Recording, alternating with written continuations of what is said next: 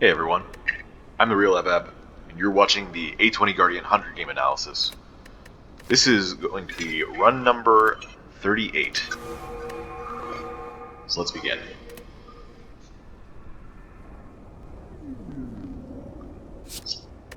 Starting with an Aquamarine as our gem today. Our options are obtain a random rare, 100 gold, lose all gold to remove 2 cards, or boss swap. Losing all gold to remove 2 cards is very powerful, but gaining 100 gold can also be somewhat powerful, especially with this kind of early pathing. Let's see, if we want, we can take this 2 elite into 2 campfire into 3rd elite route on this left side. Although this is the super elite, by the end of the act we should be equipped to take that on. End of Act 1 and all of Act 3 are the safest times to take super elites in general, so this would be a fine thing to go for, I think. The main thing I think we'd have to watch out for is a sentry solution if we wanted to do that. Alternatively, we can also go up through this way for 1 less campfire, and also go this way for 2 campfires, 2 elites. I personally like this route.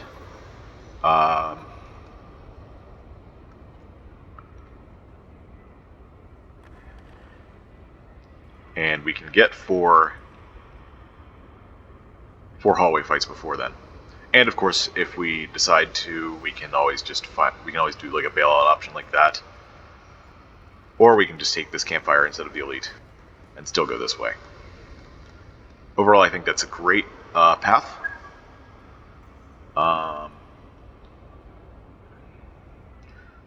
We can even take a triple campfire route with 1 elite if we get a really bad boss swap here. I think overall, boss swap is the best idea here still. It does make me wonder a little bit if I should guarantee whether I should guarantee that I can take this 3 elite route with 2 campfires, especially since we get the burning elite at the end of the act, by taking something that is very low variance, like the double card remove, or the 100 gold if I decide to do that instead. I'd probably take the card remove even though there's a shop here. It's just a matter of whether I'm going to say 2 random relics, because I think we'll still be able to take an elite no matter what, since there's end of the act here. So it's a matter of whether 2 random relics are worth the boss relic. And to be honest, I don't think it is. So we're going to stick with the boss swap, and hopefully it'll keep us powerful enough to take on those elites. Okay, we got the empty cage anyway. That's perfect, actually. I was saying I'd trade 100 gold for 2 card removes. I think trading the starter relic is even better. I'm going to take a strike and defend away, I think. Since we have the Aquamarine, once we socket that into Twin Slam, we should be pretty well off. I'm not 100% sure on what to remove with the double remove. I've tried double strike in the past, and that's backfired a little bit. But defends are really important in the early game to not lose HP. So you know what? I guess today's going to be a learning day again. We're going to do 1 strike, 1 defend. And we're going to see how well that we do with an Aquamarine in the deck. If we had Thorns, I might remove 2 strikes instead. But then we might have to be forced to go to this campfire. Alright, let's go. Okay.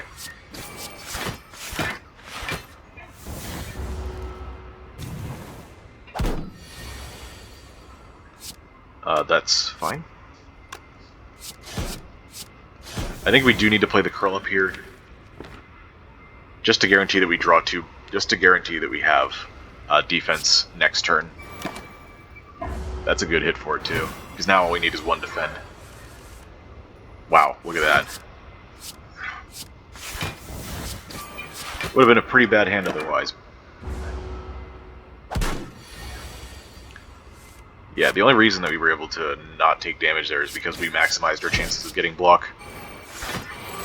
I didn't even realize that putting the Aquamarine into stasis, the 1 in 3 chance would even do that, but it did. Cultist Potion is a great first find. Vent Steam is a great first card. I think that outdoes Charge Core here. What's our boss's act? Hexaghost. Yeah, I think Vent Steam does a lot. The only thing it doesn't do anything against is sentries. But against Laga and Knob, it's so good. The only problem it has against Knob is Draw Order, which raw attack cards don't actually have that problem. But I suppose that's fine. I think this is way too strong to pass. But I guess we'll have to see if that's actually the case. Jawworm stopped blocking there, so we're going to put the Vulnerable on them instead of attacking. This is fine.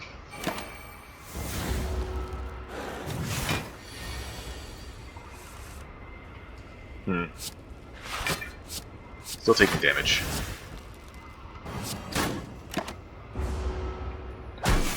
Maybe playing 2 strikes was better there, I don't know. We're going to do defend, 2 strikes, and curl up. I'm not too worried about what was optimal there. This wasn't really necessary to figure out, because we're not in any danger here. We just lost a few HP, that's it. Alright, what do we get? Strength Potion, another great thing. Well, there's Garnet. That could have gone into Twin Slam. I think it's still fine that we took the Vent Steam.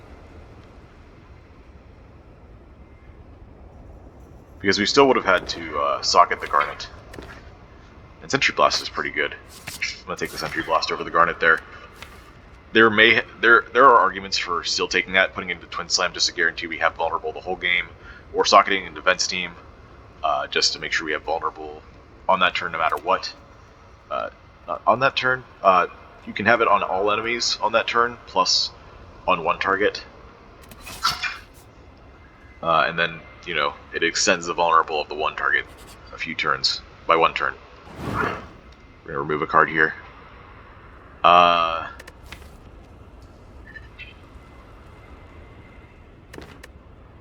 With both our potions, I think we remove a defend here. We have 2 more fights to go through before our elite. No, I'm going to go with strike. We should be able to find one more common attack before that. Oh, good. Big Slam's not attacking. That's good.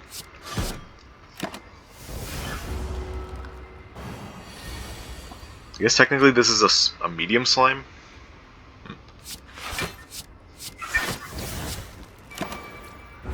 Leaking HP is never pleasant, but we'll be fine.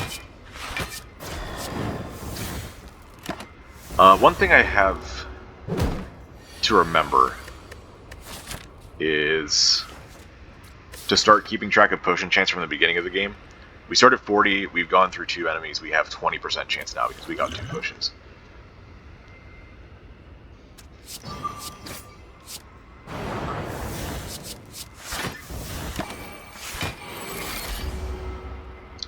It's good that the potion chance is so low because I'm not using either of these in this fight.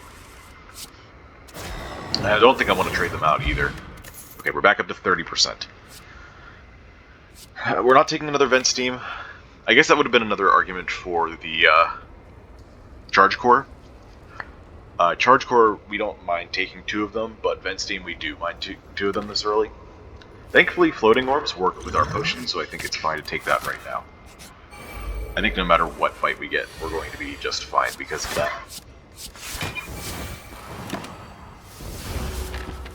Maybe we still struggle against sentries.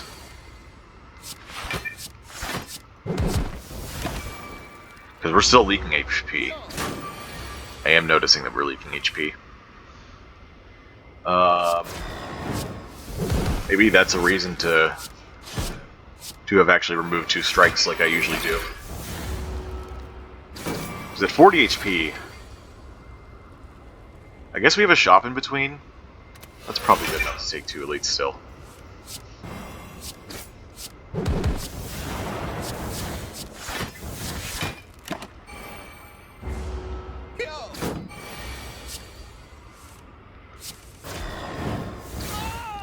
Alright. Back up to 40% potion chance. And now we have a Charge Core, huh? Okay. That helps against sentries. Knob. Strength Potion is going to be better than Cultist Potion, because this fight wants to be short.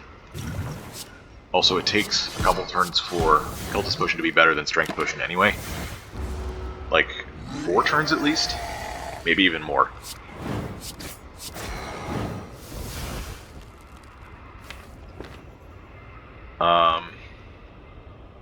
Can we do enough damage next turn?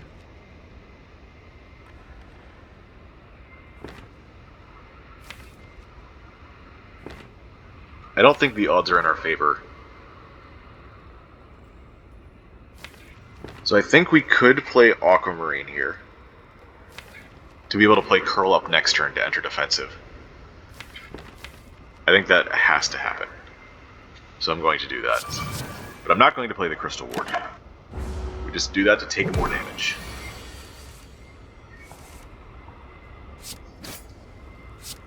We will, however, weaken the Gremlin Knob as compensation. Next turn, we have 2 strength with Sentry Blast, Strike, and Vent Steam. So that's 12 plus 10, 22. That's enough. Okay, so we can just full block this turn. If we so choose.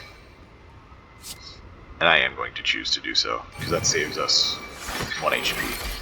Actually, maybe even 2, because I had to play the Curl Up anyway. Yeah, it was 2 HP. This does not save us more. I'm still confident going into this next elite with 13 HP. I guess the turn 2 against... what do you call it? Sentries could be hard. Tiny Chest is not what we needed. Double Floating Orbs, though. Or Reroute. Could also take a Recover. Maybe Recover's the answer.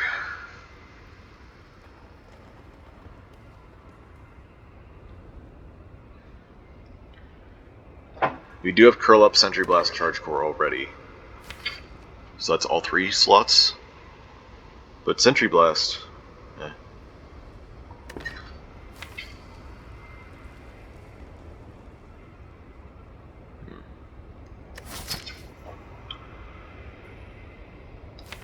If I'd went to the campfire, what would I have done? Socketed the Aquamarine, upgraded something, maybe Twin Slam. I don't know if that would have saved us that much HP against Knob. We'd be at 13 going into here instead of into here, though. Would have had to rest either way, huh? I think for safety's sake, we can't kill a sentry fast enough, so I think we have to take the Recover. Feeling the effects of losing that defend. There's a membership card here. Oh wait, there's multi-beam. There's also a strawberry, which we might have to take just to survive. That would hurt to have to do that. Actually, multi-beam Piercing Hide card remove does it, I think. It even gets us back to 15 cards, which is perfect for the 15 card rule, which I've mentioned in previous episodes. 15 cards means that you shuffle your deck exactly on turn 3, meaning that if you have a card that you need to play multiple times against Knob, you shuffle without having a chance to lose it. If you're going up against Sentries, then you don't shuffle 4 of your good cards into the discard pile whenever you get your hands back with Dazes. Yeah, I think this is our play. And I am going to remove another strike. Because with Cultist Potion we should have enough damage over time. Although I could have taken the potion. I think this will still be okay. Okay, we got Laga. Did make me sweat a little bit. Don't forget to drink this.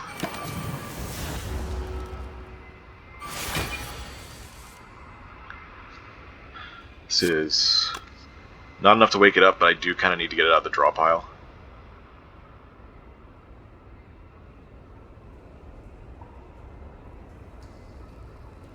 I think. Yeah.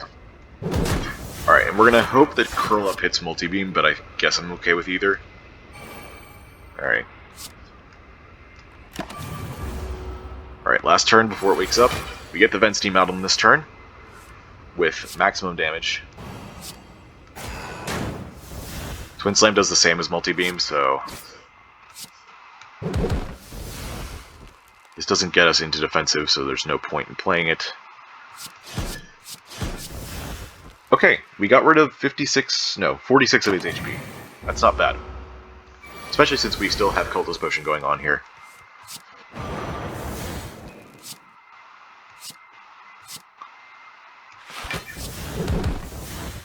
We only need 15 block.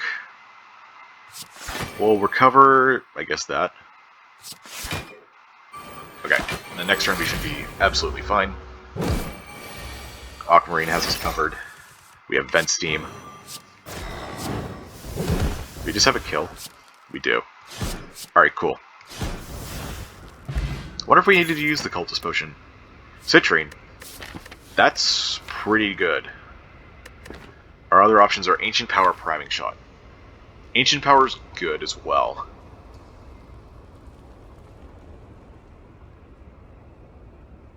By the way, 0 damage fight.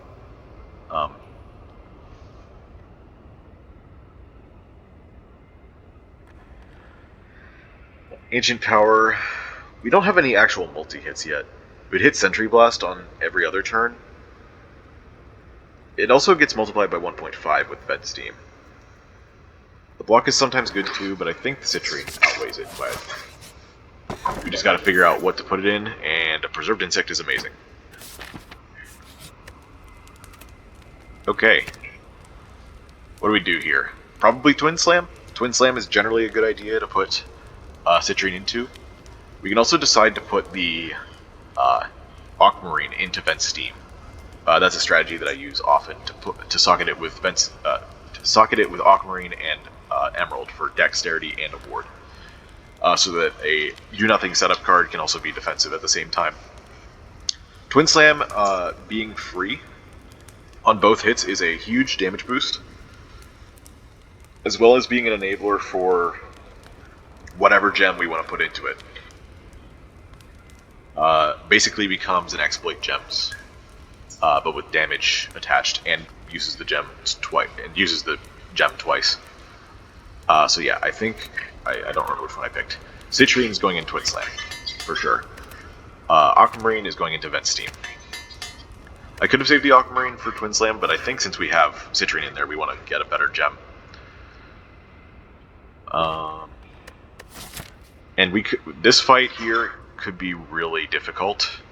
There are some nasty hard pull fights in Act 1, so I think we have to rest. This is not one of those nasty fights unless you get unlucky, so looks like we're going to be okay. We're going to go for the one with the highest HP, I think, since they're synced up this turn. That could be incorrect, but it's going to be a real pain to get the one with higher HP down if the fight goes, if they buff. Be a real pain for either of them. We have Floating Orbs in play. We have 2 Thorns this turn, so this is actually 23 and 26. This would take this down to 18 and this to 21. How are the breakpoints looking? We've got multiples of 5 plus 1. So so we could do 21 exactly in some cases. This would make it 9, 7, 7, 15. Which is a little bit more versatile, but I don't think adds up to 18 exactly. We do 23 though. Alright, we're going to do the right one. I think the breakpoints work out so that we waste the least amount of damage going for the right one. We don't have enough energy for Multi-Beam to kill both, so I don't think we're going to be doing that this turn. Looks like we're going to be triple defending. No, we only need to do double because we have Weaken this turn. So defend, recover on, I guess, Piercing Hide, and then we're going to go for this guy again. Oh yeah, I forgot we had Floating Orbs, so that messes with the breakpoint calculations a little bit, but that's okay.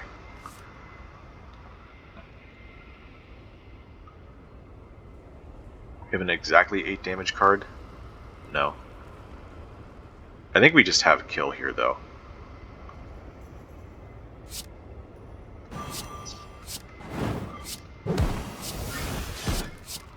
Yeah. Thanks to the Citrine and Twin Slam, that got us a kill there. Although, it's debatable whether we needed it that badly. Piercing Hide Time Capacitor reroute. Reroute's another way to get multi-beam into stasis. If we want to end up using that as a damage system. Eventually. Time Capacitor. You know, we're doing enough stasis stuff that Time Capacitor could actually be legitimate. Could be a great way to scale up over time. We're not feeling that weak either. We do know this is Knob or Sentries, though. So we might just have to prepare for that.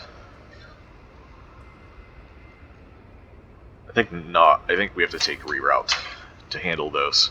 We could just skip it too. And maybe it's too strong for us. I think we upgrade multi-beam though if we're gonna go for it, because that hurts the sentries the most. Although if they're regen sentries, it's not gonna even matter. Regen sentries, I think, would actually kill us. We just don't have the burst damage to take care of them. I guess some stasis support helps. Recover and curl up. And charge core a little bit. I guess reroute would help too in that fight.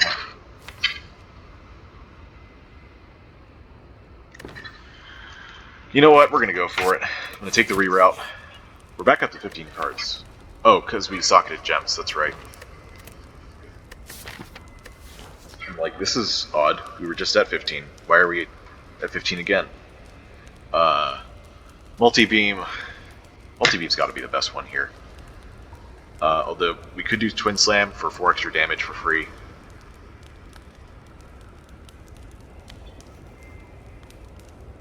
Vent Steam I don't think matters in a 15-card deck.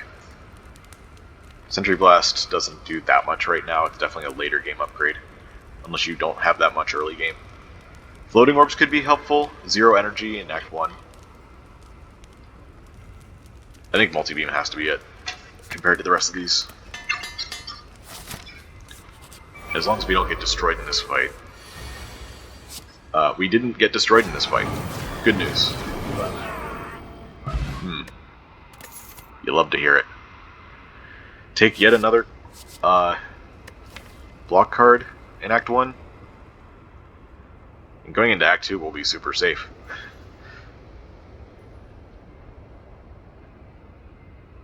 Haven't gotten any potions ever since the one fight. It's really unfortunate. We could just skip the super. Oh man. I don't know. I do not know.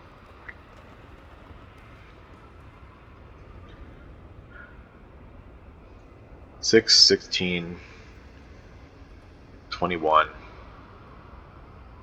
42, 52, 61.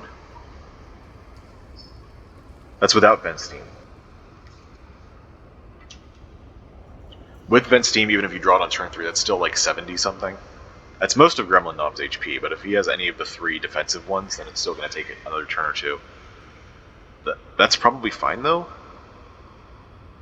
As long as we can enter defensive.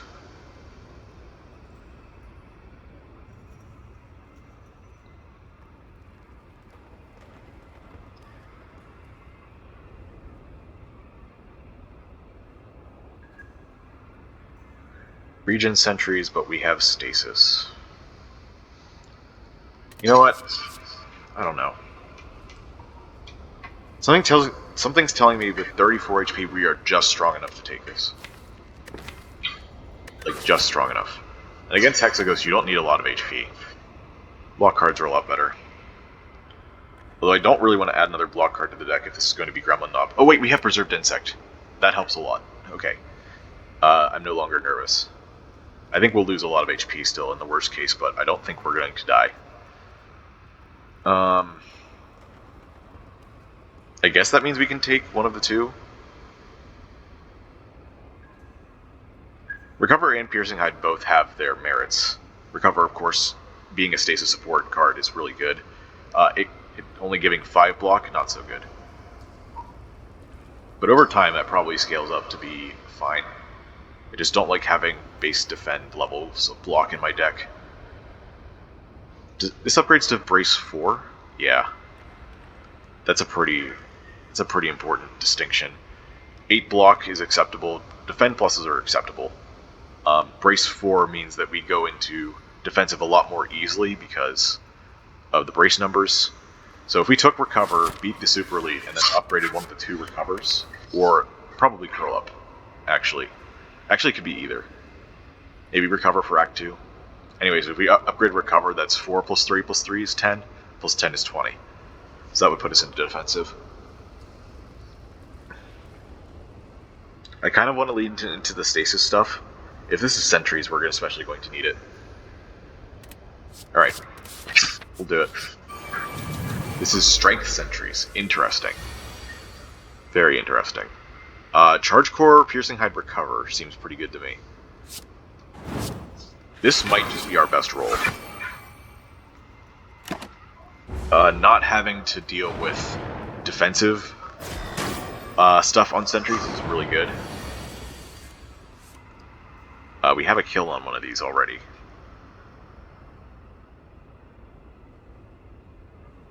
I think we even get rid of Sentry Blast because the weekend doesn't do anything for a while. We have enough stasis to want to actually do something else. Like put Twin Slam back in for energy generation and such. Like I said, though, we don't have quite enough to go into defensive mode here. We are 1 short. So we'd need that upgrade to do that.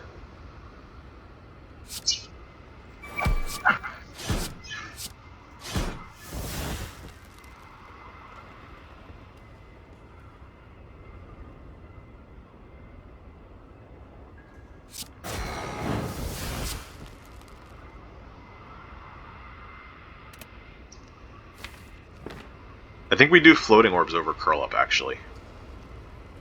We don't enter defensive with this. We take 7 plus 3, we have 4 brace left, but we also have Piercing Hide next turn as well as defense team multi-beam. So we play the floating orb here.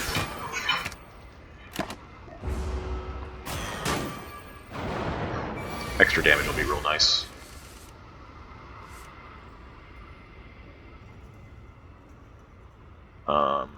This doesn't do enough, and it doesn't do anything with the vulnerable ear either.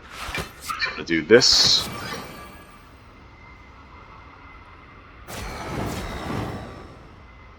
If I do that there, we only need 1 of 2 attacks to kill it. Actually, no, we don't have quite enough either with Orb Slam. We'd be hoping for either one of the Recovers, Curl Up. Actually, most of these. We have 5 hits out of 14 cards. Getting any one of them would make us safe next turn. And I guess the turn after, because defensive mode works like that. Alright, let's go for the kill next time.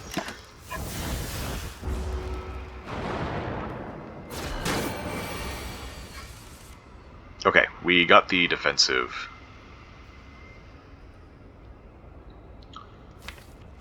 Defensive mode entry. We're going to do it like this.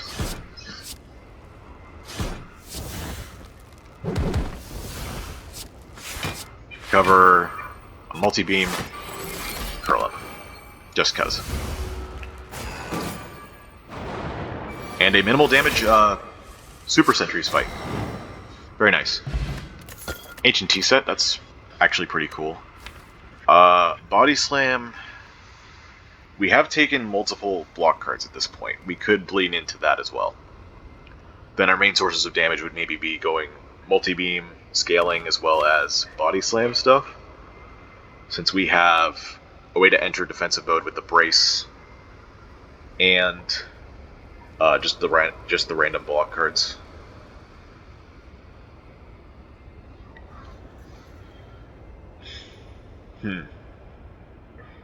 I think it's definitely better than these other 2 cards. I don't think Time Bomb's good enough. We're already fighting for stasis slots, and we don't have the gems to do Prismatic Barrier right now, unless we got Gem Finder from the boss. but we'd be wanting to fill up these other slots from Reroute, Piercing Hide, Vent Steam, and the second Twin Slam slot. Excuse me. I'm going to take the Body Slam. Okay. Now, am I sure that I want to upgrade a Recover? I'm pretty sure about it. It's going to help a lot in Act 2. The extra brace and the extra block up front. I think I'm starting to understand Recover a little bit more. I didn't have a really great read on any of the block cards, because I didn't take them often. I often relied more on brace for defense rather than taking block commons, but Recover, once you upgrade it, it gets to be acceptable levels of block, plus a little bit of brace for scaling block. 4 brace is a great breakpoint, and the stasis is also great scaling. So we'll have to see if that gets any more clear in the future. Could also upgrade Vent Steam for this fight.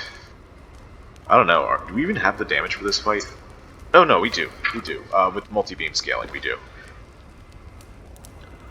I don't think the Body Slam upgrade's worth it. If we draw a hand with burns, the 0 cost is not going to be as effective.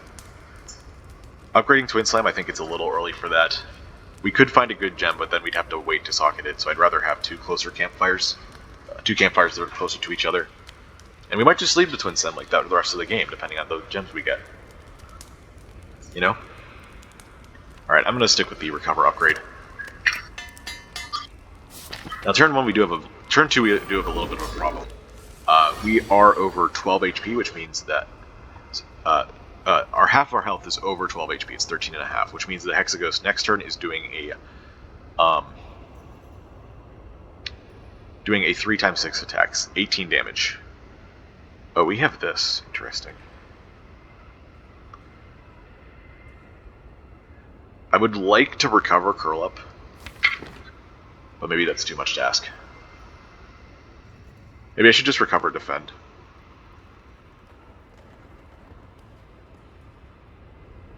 And then use the Curl Up on the other Defend.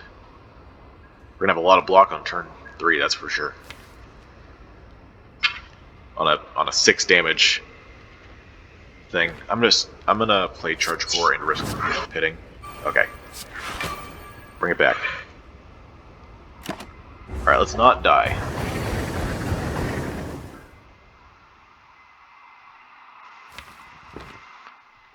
Cover would not have been fast enough for this turn anyway, but thankfully it is the upgraded one. That's nice. And then I guess we do... Doesn't matter. Oh wait, we have a Defend here. Should use that.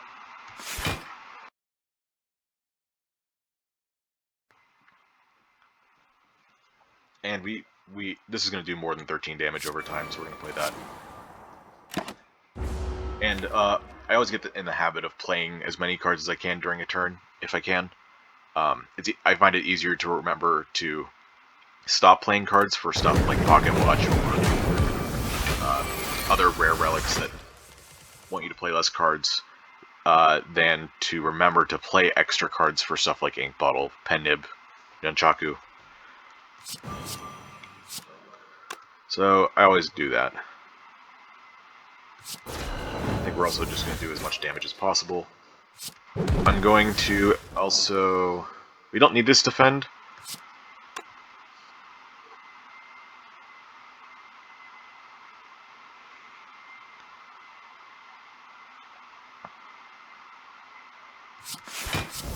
I'm going to reroute Curl Up to get the stasis, sorry, the brace back as fast as possible.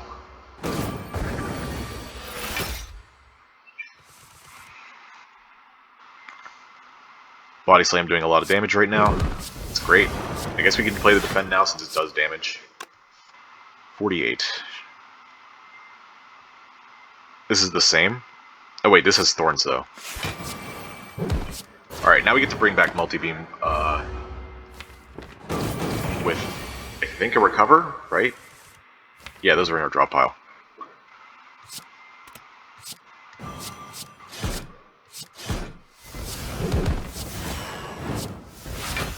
Alright, let's bring it back. And we don't need any extra block. Okay, very cool.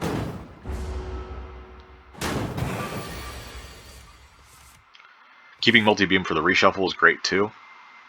I don't even need to recover it. That's nice. I can reroute it instead. But they do the same amount of damage either way. And I need to enter defensive mode. So doing reroute multi-beam wouldn't actually work as well as I want it to.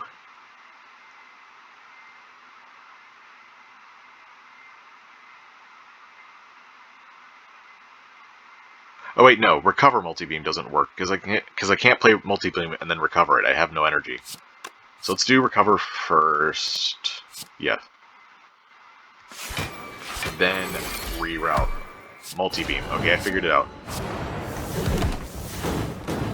Alright, Vent Steam, show up please. With Body Slam. That'd be really cool. Okay, next turn, whatever.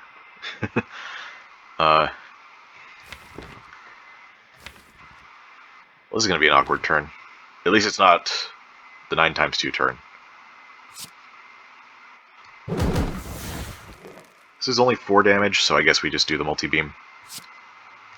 We're going to leave this defend costing 0. This turn we're going to be taking a little bit of damage, it looks like.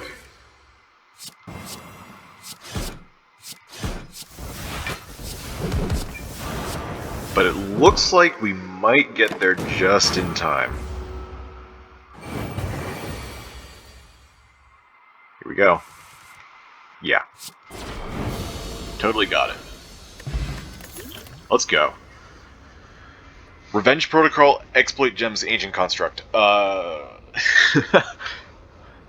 little underwhelming.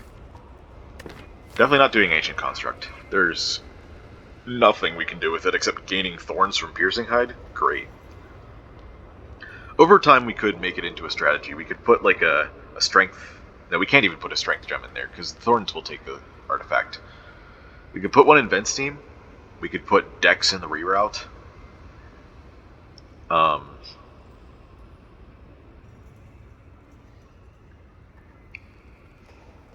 Overall, I don't think it's very viable. It's just too expensive.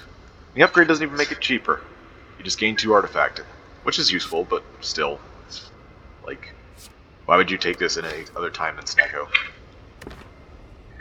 I say that, but I took it a few episodes ago. So that leaves Revenge Protocol Exploit Gems.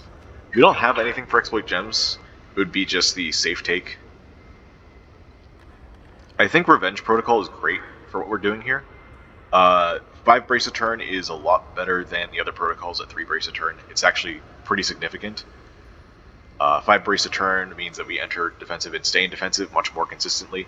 And while we're in defensive, we get a small strength boost of 2 strength, which will help our floating orbs, our Vent Steam, and our multi-beam. So I think overall that is the better pick. And it makes me glad that we took these extra block cards for Act 2, because this is not very good for Act 2. Like, imagine drawing that turn 1 against Avocado. Yeah, scaling block. It's purely scaling block. It doesn't even help turn 1 of when you play it. Some people call that turn 0. I guess it depends on what you're comparing it to, because some things do have an effect on the first turn you play. I think Revenge Protocol is going to be better than Exploit Gems. You need like actually good gems for this to be better than this, and we have no guarantee of that. Not to mention, our first good gem is probably going into Twin Slam. So Revenge Protocol it is. Okay, summon the Snecko Eye. How about that? Is this a Snecko deck?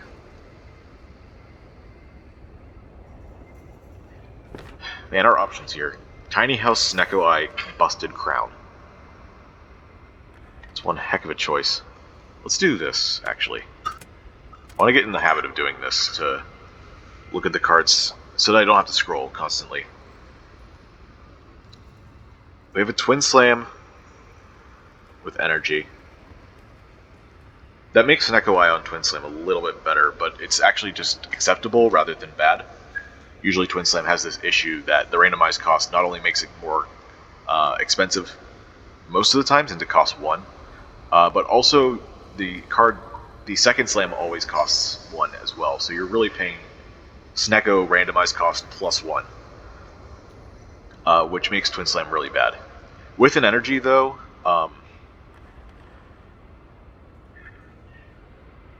it would be Snecko randomized cost -1, and then the second one would be free. So that's positive.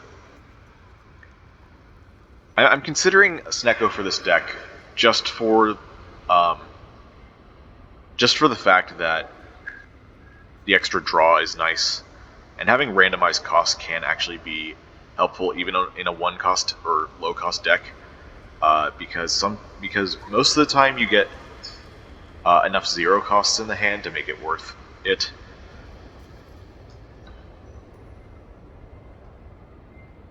This deck feels like it needs more energy generation, but I could be wrong about that. Like, Multi-Beam especially likes an extra energy. Snecko kind of counts as energy generation. It's kind of like energy cheating, but that doesn't help Multi-Beam. Most of the time, we're going to have cards in our hand that we're going to want to play. If we take the Tiny House, we're kind of relying on it to... I guess giving us a potion's not so bad for a potion belt. We're not really relying on Tiny House for anything. I kind of lost my train of thought there.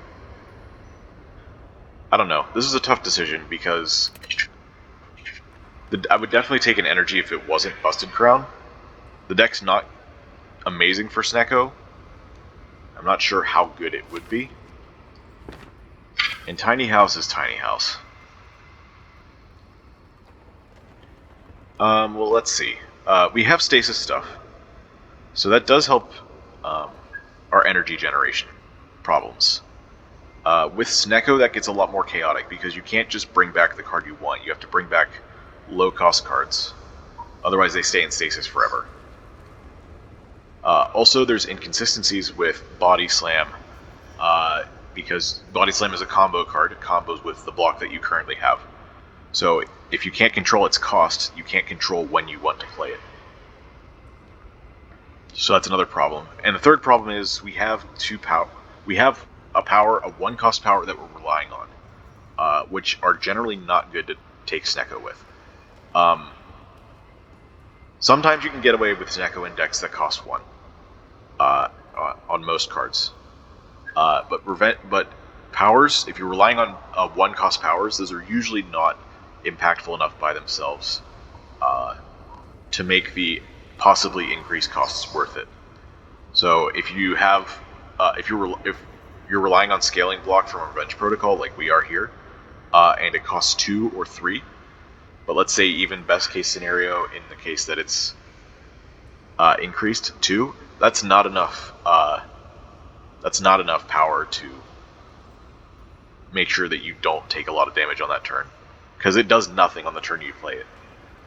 So you'd have to use your 1 other energy to play a 1-cost card and maybe 0-cost cards to not take damage that turn, and that's not always viable.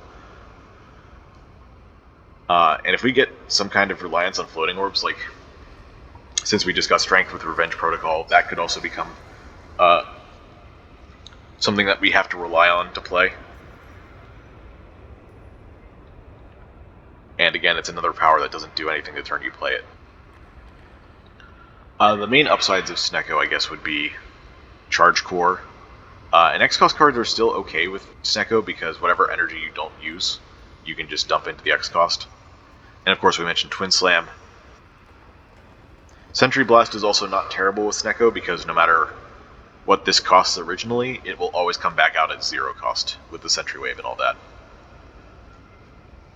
I think all things considered, we can't take the Snecko. Busted Crown, this deck is nowhere near being able to beat the rest of the game. Nowhere near? We do have a little bit of problem solved. We have Scaling Block started. We have some front-loaded block. We have Body Slam for some damage and Multi-Beam Scaling for scaling damage. So we are somewhat on the way there. I don't know if we'd be able to get through Act 2, specifically, with it. Of course, the upside is that we're taking a 4th energy there.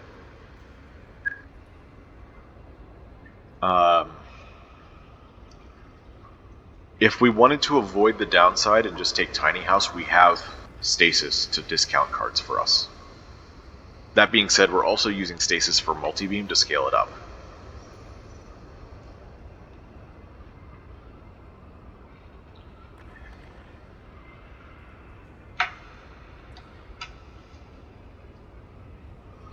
Oh, man. I could see us taking Busted Crown. I'd be a little bit worried. I'd have to do a lot of thinking about how to path through an act to get good enough cards, as well as survive the act. Like I said, I think taking the common block cards will help us survive Act 2.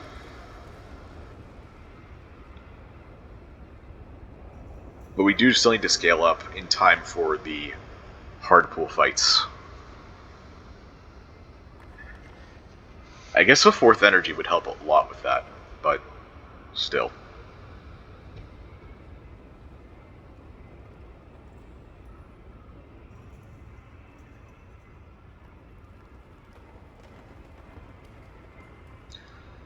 As far as 3 energy goes, we also have a couple discount upgrades. Body Slam and Floating Orbs. We also have a free Twin Slam already, as well as a free Sentry Blast.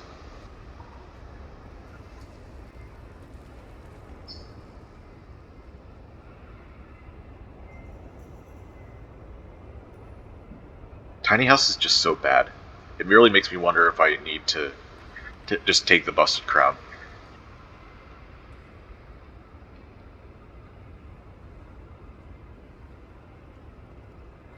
I guess if we're going to consider Busted Crown, we also need to consider the fact that we need to be close to killing an Act 2 boss, and we're not.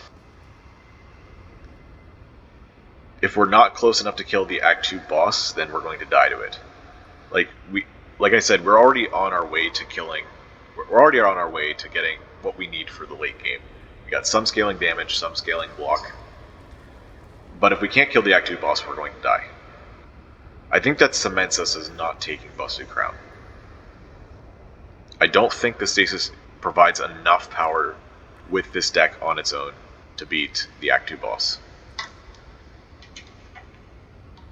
So we're gonna take Tiny House and keep looking for cards.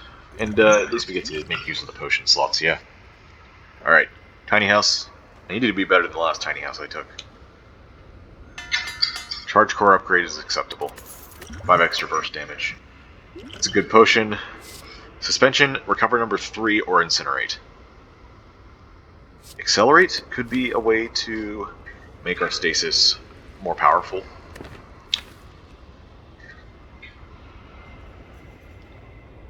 Suspension's interesting. Although we have enough stuff competing for stasis slots already, I'm hesitant to take it. As a 0-cost card in a 3-cost deck, it's not so bad if it wasn't competing for stasis slots. Otherwise, it's just going to take up a draw and do nothing.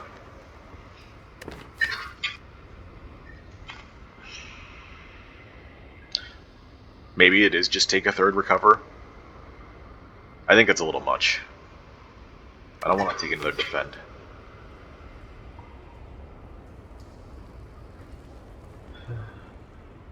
But the scaling you get from stasis is still good.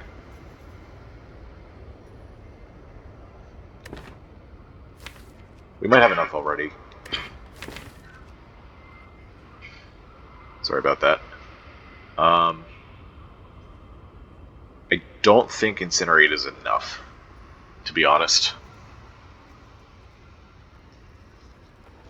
I would have taken an Amber. I would have taken other sources of Accelerate, I think. What other sources of Accelerate are there? There's also Emergency and Speed Boost. Time Sifter would be one. I don't know, is that it?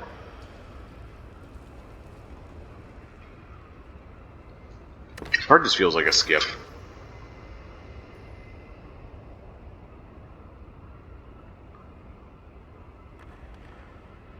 He also took a reroute.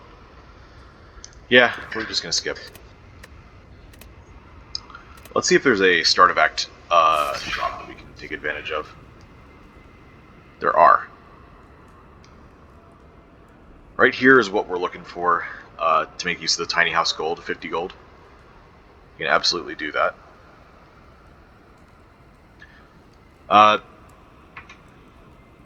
Thinking about that boss relic choice kind of stressed me out and took a lot of my brain power. I'm going to take a break before jumping into Act 2 and figuring out the pathing. So I'll be right back. Alright, we are back, and we are ready to take on Act 2. Kind of. Our deck might still need some help. We'll have to see. So let's take a look again. Does not seem to be any 3 elite paths. Let's take a look at the campfire spread. We can get 3 campfires and 2 elites before the end of the act. A path through here. A path through here.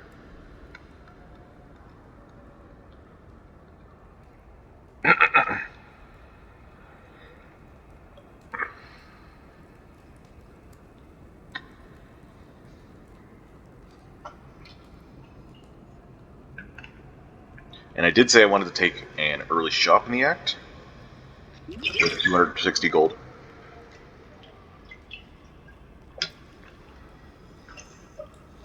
It's a little bit where I'm comfortable, a little bit under where I'm comfortable taking shops, but where I'm most comfortable taking shops. But I think this is still more than an acceptable amount of gold. I think this means we're not going the left route, because the shop will help us quite a bit, I'm hoping. So now, which one do we take? Could even take this one, but we lose out on a campfire to do so, so I'm not going to do that. Let's evaluate our deck real quick here. We've managed to remove most of our strikes, well, I guess half of our strikes in defense total.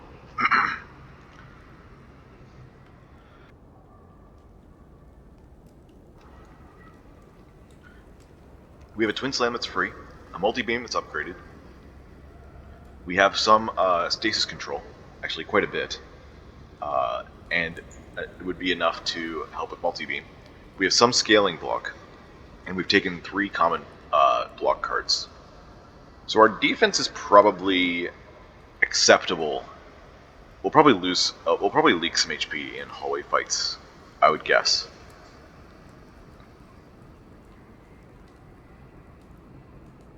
I don't think our damage is amazing, but it will be good enough to get us through these fights. I think this is going to be a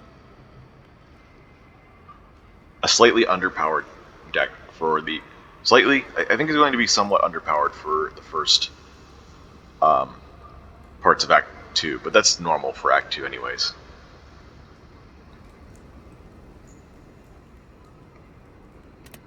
So I'm thinking we want at least one of these question marks. Probably going to take 2, in fact.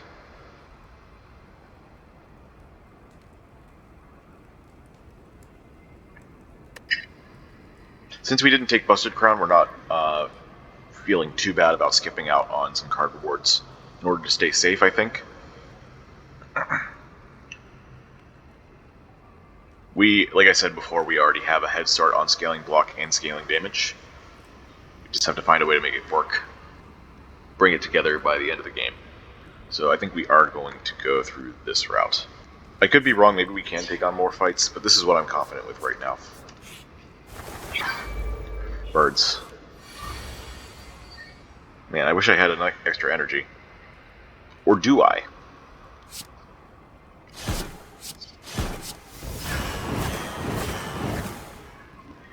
Good enough. So we are going to get attacked from this big bird here. Maybe it was better to go for the one that wasn't attacking and was buffing instead. I don't know.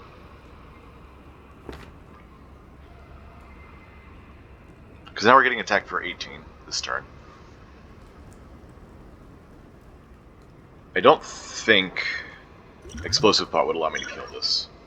I would need to do 8 damage, which is reroute, and not enough, basically, because it does half damage. So I think we're just going to stick with the defend, recover play. I'm going to recover multi-beam. And Body Slam does 10 damage, so do it like that.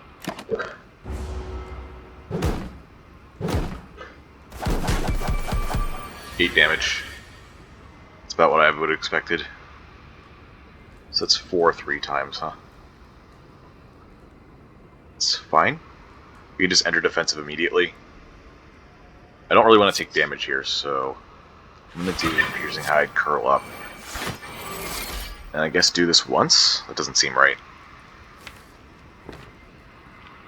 But it is 9 damage to the ones that are down right now, and they're going to be the biggest threat once they come back up. Because this guy's going to be dead.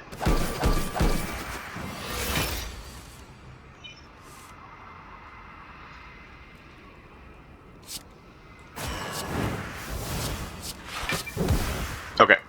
8 damage, not so bad. Save our potion. Walker Claw, planning, Tourmaline.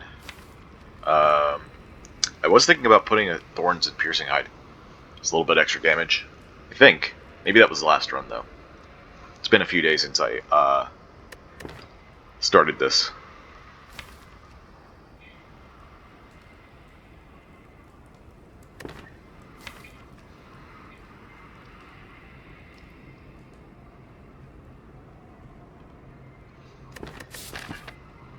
We do get to hit a campfire somewhat soon, so I could take the Thorns.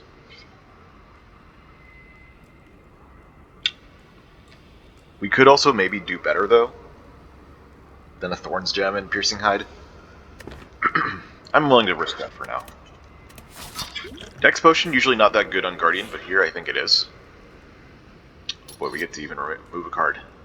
I think we're going to remove the Strike. Maybe? Yeah, we have Body Slam as our damage. Well, as a decent chunk of it. And Multi-Beam, so I don't think we need to rely on strikes anymore. Pay 85 gold for a random relic right before the shop. I mean, it's this is so cheap that I think we just have to say yes. Akabeko with Multi-Beam? Okay, thank you. So it does mean we miss out on Ornithopter Dolly's Mirror. I don't think Dolly's Mirror would have been that important. Maybe we could have duped the Twin Slam. Then once we got upgrades, we could make them both good. Which I guess hurts a little bit. But I think it's just fine to take another card remove here and remove a defend. We're going to make this deck really small to compensate for the relatively low power that I believe we have right now.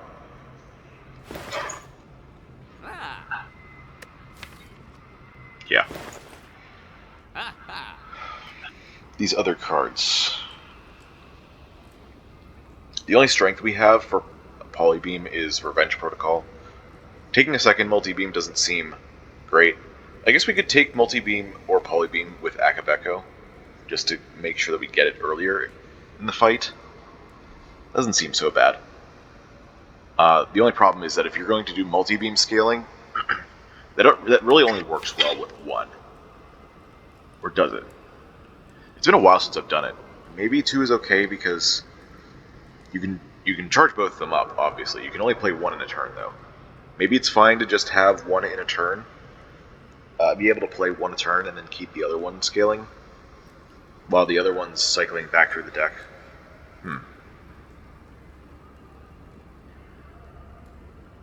A little bit of consistency can also help with the Akabeko. Oops. Go back to the deck. Right, I need to start... Yeah, there we go. That way I don't have to constantly scroll down to see everything. I can see most of my recent cards here.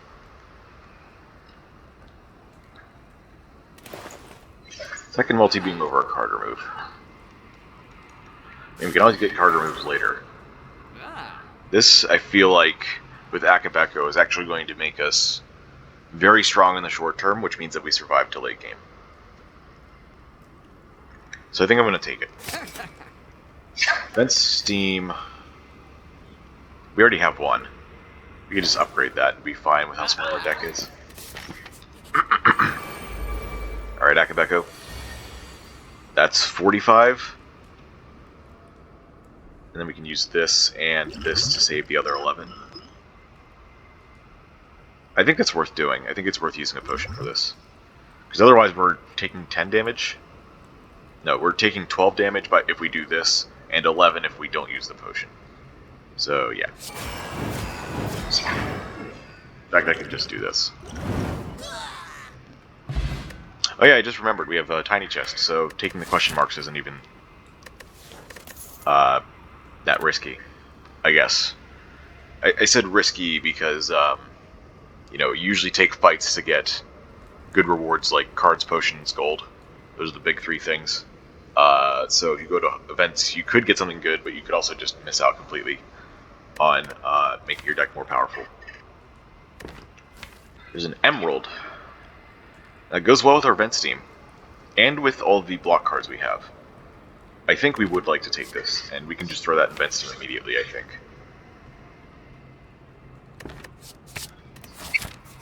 So now our block is coming together as well. Yeah. And then we upgrade the other multi-beam for 2 more damage. Maybe we don't need to do that. Akabeko's quite a bit already. Maybe Twin Slam is better, in preparation for whatever gem we get for it. But then again, we have 1, 2, 3 more campfires to sacked. So if we find another gem, we can wait. We only have to wait maximum of 2 fights, I guess 3 if this is also a fight, to actually get that gem into a socket. No wait, it wouldn't even be a maximum of 3, because if we got we would have to get the gem here, so we'd have to go through 2. So yeah, we can wait to upgrade Twin Slam, I guess. You know, I guess it can't hurt to have more damage on multi-beam, because like then we might have the option to only play it for 2 energy, or maybe even 1 in like the Gremlin Leader fight. Right now it's dealing 13 damage per energy. 15 is enough to kill a shield gremlin sometimes. And I think sneaky gremlin sometimes too, depending on the HP rolls. We could also upgrade Body Slam to make that more consistent, but honestly Body Slam does so much damage that the consistency isn't necessarily a priority in the short term. Could also upgrade Sentry Blast. Well, I think that's definitely a later game thing if we need just a little bit of brace. We could also upgrade the other Recover for more block. But we also have a Dex Potion in case we need more block anyway, as well as grabbing the Dex Gem. So this can wait at the very least. Also, Revenge Protocol unfortunately only upgrades the strength you get while in defensive by 1. So that's disappointing. We could also do the Curl Up upgrade. I think I'm going to go with multi-beam for now. Short-term stuff to survive is the most important thing. Hey look, we got the gold back from Tiny House. Oh, Preserved Insect, turn 1. These guys have less HP, but it was already... Well, I guess this guy would have been more than a multi-beam for 1 energy. How do we want to do this? Wow, this is 5 energy because of Ancient Tea Set. I guess that's another huge upside of taking this path. All these campfires are giving us an extra 2 energy on turn 1, which I didn't even realize in the first place, and I didn't put together that that would pair with multi-beam either, even if I had remembered. I want to play Curl Up here, but I don't think that that's a good idea. So I'm going to just go with the multi-beam. We're going to do our 75 damage. Takes the Gremlin Leader down to 39. It's basically an Act 1 hallway fight now, which is really funny. Multi-beam kills next turn? Maybe? Does it? No, it does with Sentry Blast. And Twin Slam if I wanted to do that too. Okay. Well, that was easy. I have no idea which multi-beam that was, but you know, that's kind of the reason we take it. Taking a second one for consistency means we have a higher chance of drawing it early. Gremlin Horn from Gremlin Leader. Now that's That's not something that happens very often. I feel like Gremlin Knob drops this a lot more. Just kind of a funny thing. Time capacitor, there it is. We now have the stasis gen to actually pull off this deck. So I'm going to take that over the Polybeam and the Recover. Does it need an upgrade? Probably not. But I think now we upgrade the Body Slam. Because now we're really cooking.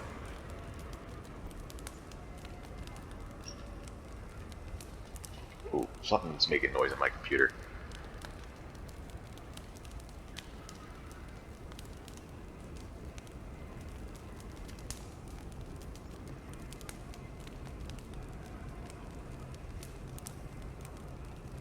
Oh, we're gonna go with Curl Up actually, because I still want some utility upgrades while I can, and we don't really need Body Slam yet. That upgrade becomes actually a lot more relevant later whenever we need higher damage numbers. Right now, I think it's doing enough damage by itself to not need an upgrade, even on 3 energy. Mostly because Multi-Beam is doing a lot of work right now. So I think having this utility is going to be better for us in the short term. Matryoshka. So 1 random relic. Well, actually we have Tiny Chest. So it's probably 2 random relics anyway. Usually you'd only have 1 more chest, because chests are really rare in question mark rooms. So we'd be grabbing the key in Act 3, plus a random relic, as opposed to taking the key here and getting a random relic anyways. But the main downside of Matryoshka is something it doesn't even tell you. It says the next 2 non-boss chests you open contain 2 relics. But what it doesn't tell you, and I'm pretty sure this is the case, it can only give you common or uncommon relics from Matryoshka. You can't get rares from it. So we'd be giving up the chance. So normally we'd be giving up the chance of a potential rare if we took Matryoshka instead of the key. That being said, we have Tiny Chest here, so I'm pretty sure we're going to be taking at least 1 question mark in Act 3. Like, I will try to take it. And it won't be very hard to anyways, most of the time. Unless the pathing is absolutely strange. But yeah, I'm going to take this here. Another shop. Not really what I wanted to see. Pen Nib. I would have wanted that. The game is not being very kind about these, about how much gold I have. It heard that I took Tiny House and decided to flood me with ways to spend my money. We could take a shield charger. I don't see any need to, though. I think we have enough front-loaded block that we don't need to take something like that.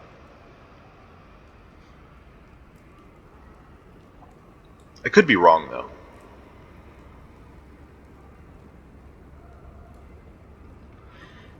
What is our scaling block looking like? We have Revenge Protocol and Stasis. A lot of our stasis is going to be taken up putting multi-beams into stasis slots, as well as Sentry Blast. And then there's also Charge Core, which is going to stay in stasis for a bit. So most of the time we're not going to be recovering. Most of the time, I think we're going to probably have one block card in stasis, as well as having occasional defensive mode from the protocol. This could really bring it together, but I think even in that case we just wait to find one naturally rather than spend 55 gold on it. I don't really want to buy anything else here. Not even a potion. I think we're doing fine enough to not need one, right? The boss collector. Boss is collector. I don't think any of the potions help with that. Collector is just scary. In my opinion, hardest of the Act 2 bosses, no matter who you're playing.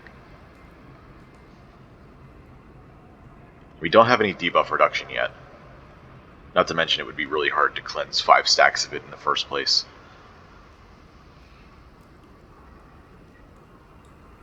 You could maybe do it with 2 resilient plates, because then you only have 1 turn of it and you can just wait that out.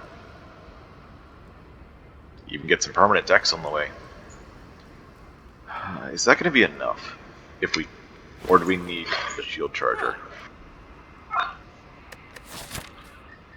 We still have some floors left. I'm going to say no. We can also get more potions anyway, so I think we're gonna be okay. 9? Okay.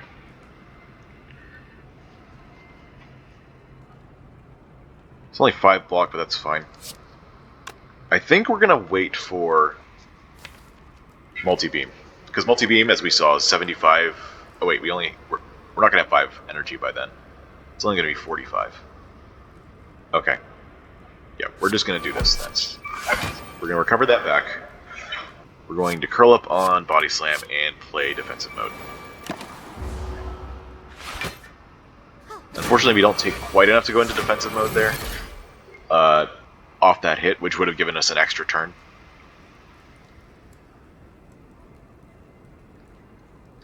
I guess we play Time Capacitor to put Charge Core and Sentry Blast into stasis. I was thinking that maybe I could not play it, because if you play Charge Core with no empty stasis slots, it just discards and then you have a 1 cost 15 damage to bring back, which is quite a bit. Oh yeah. Big turn. Pretty sure.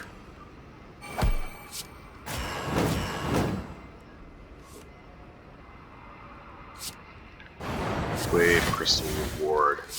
Recover, I guess, the other multi-beam, and then recover the recover, and then Body Slam. That's what we're going with. Doesn't really matter how we do the rest of this fight, to be honest, as long as we block for enough.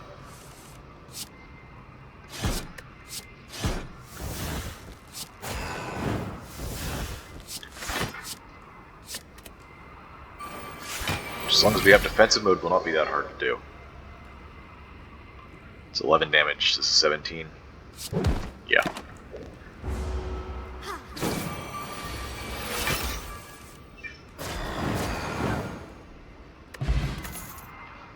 Harden, recover, Tourmaline. No. I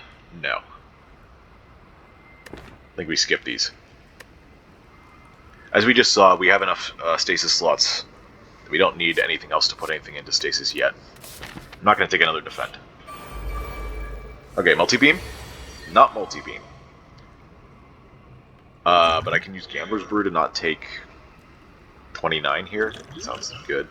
Well, assuming that we find multi-beam off this. But there's good chances, yeah. 15 times 3 is just enough to kill all of them. Thank you, Preserved Insect. Very nice. Ooh, red candle for more damage. Time Sifter is not necessary anymore. I probably said something about Time Sifter before. Pre-program, I think I could make an exception for pre-program. Just seeing the upcoming draw is really strong, and if we find a Quartz that can go into it... Oh, but we want to put Quartz in Twin Slam. Oh, you can find two. I don't know. Pre-program is very strong. But not too strong that I would snap pick it here. I think I'll skip. I want the Ruby somehow. Ruby for the Piercing Hide. We're not really doing that kind of damage. Multi-beams do hit multiple times, but we scale them better in stasis than with strength. Alright, another upgrade. I think it's time for Body Slam now. Could also upgrade... I guess we could also upgrade our block cards to make us better equipped to take on Collector. This is also a brace 4. That could make the difference between living and dying. So could Sentry Blast, honestly. The 2 brace every turn. That would be more effective, I think. Oh, that weaken's actually going to be very helpful against Collector, now that I think about it. Not the upgrade, because it already has weaken no matter what. It just makes me feel better about the fight overall. I think Body Slam can still wait. I'm nervous about Collector. We're going to get that extra brace. And extra block.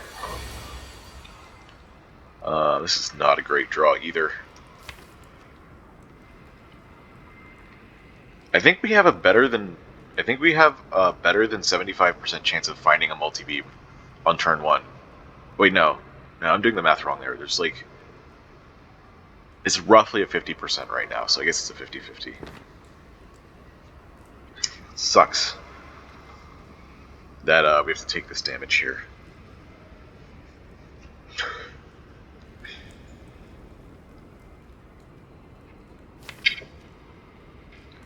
Multi-beam's probably going to kill this guy anyways. I just want to focus on being safe right now.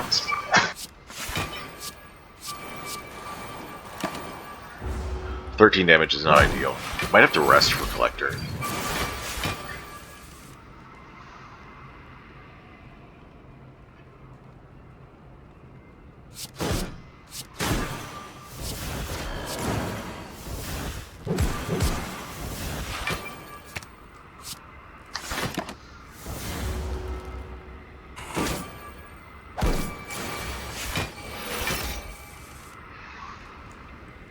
Okay, multi-beam is here.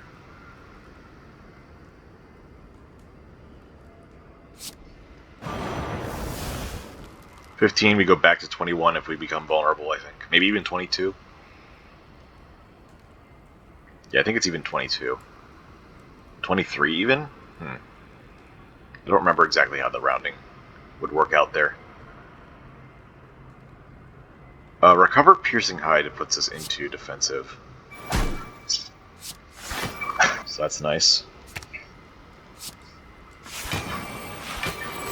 So now we can do multi-beam without being worried. Oh, and we can do this. Okay, cool. Another Dex Potion. That will help quite a bit. An Emerald. Number 2. We don't have an open slot for that except for Piercing Hide and Reroute. Those don't seem like great options. So I guess we're going to skip again. And, yeah, I'm feeling like resting here. I'm gonna do it. Let's find out how strong we are for Collector. I do not think I want to use Akabeko on this. Let's see what we're missing out on. This would be 13 plus 5 is 18, plus 10 is 28. We'd be missing out on 28 damage. And then if Collector attacks, we're going to want to use defensive mode rather than using multi-beam, so I guess we do play this after all. Unfortunately, did not draw very well turn 1. So the best we got is extra stasis slots. Yeah.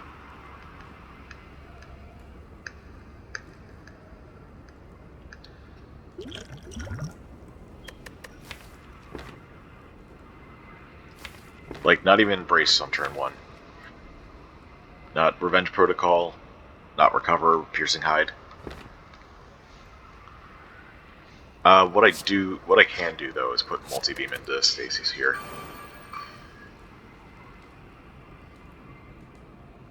Actually, could I have done something with Energy Potion?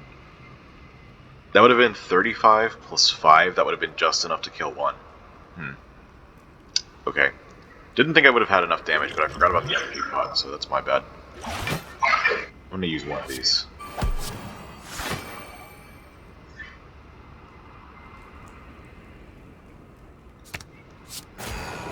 Okay. Oh, we go into defensive off that hit. That's good. Take 10 less.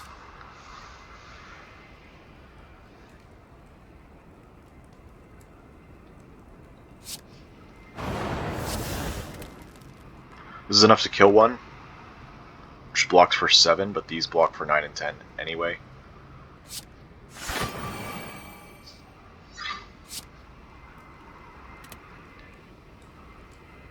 This is 29. Yeah, this is exact block. Great. And we're going to get back Curl Up, I guess. Now I'm going to play this over the floating orbs.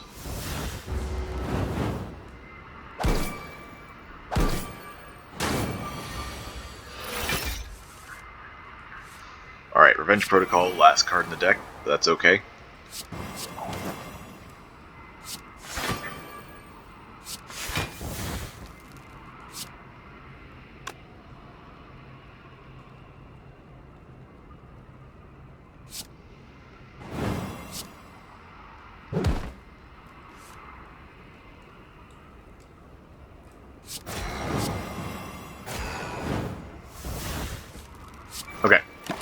Getting that out of the deck is good.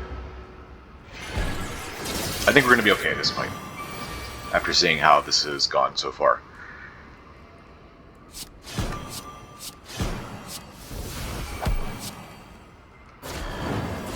I don't think we want to go into defensive mode here, just in case Collector ends up summoning this next turn. This will our protocol will put us into defensive mode starting on next turn, rather than immediately. So, yeah, there's this summon, and then there's a pretty decent chance that she doesn't even she just doesn't do it again. So, just doesn't attack again. So I'm not going to prioritize blocking too much here. I am going to do this, though. I think Body Slam is still worth more, yeah.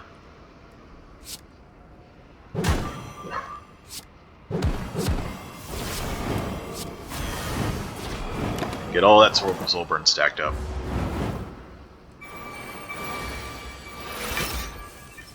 Well.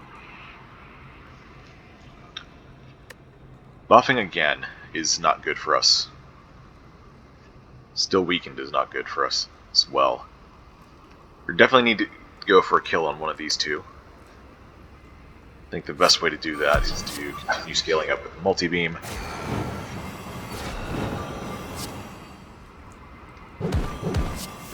Doesn't matter who we weaken here, because we're not defensive. Alright. Defend goes into stasis.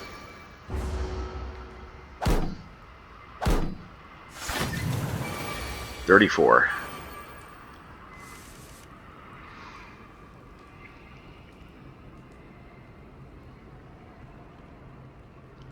This is 24 damage. We need 9 more to kill this. 3, 3, 3. That would be enough.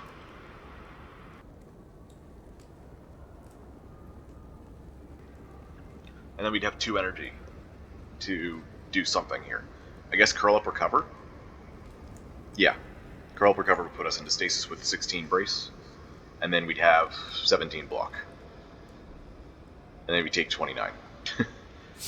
Okay.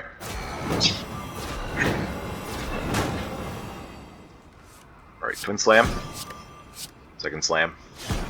Sentry Blast. And I guess we Orb Slam Collector. Sorry about the lag. And then we Curl Up a Defend to get out of the draw pile, and then I guess we'll use the Recover now. Recover on multi-beam. 29 damage incoming. And now I feel good about resting. Holy cow, this fight is scary. 34. Can we block for 34? Block for another 13. That's 28. Not that impressive. But it's the best we can do.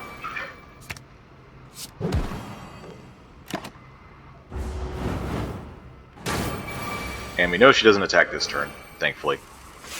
I'm no longer weak, frail, and vulnerable, so that's nice.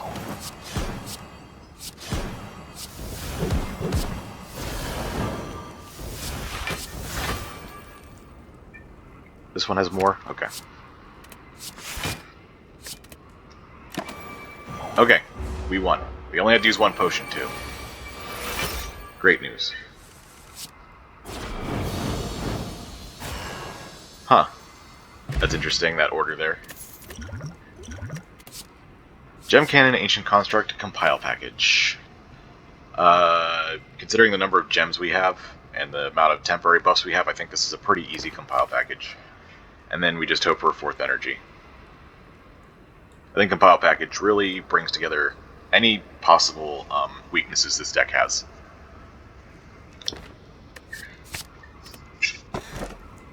There's our 4th energy if we want it.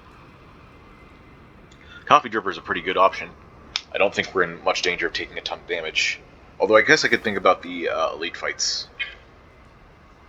Reptomancer, Nemesis, Giant Head. We might have some trouble against Giant Head. We're a bit slow on our scaling. But then again, we have Compile Package to help as well. If we're still kind of scared about it, we could honestly take either of these. Potion Belt with Sacred Bark is pretty good. Tiny Bowler Hat gives us extra scaling as well.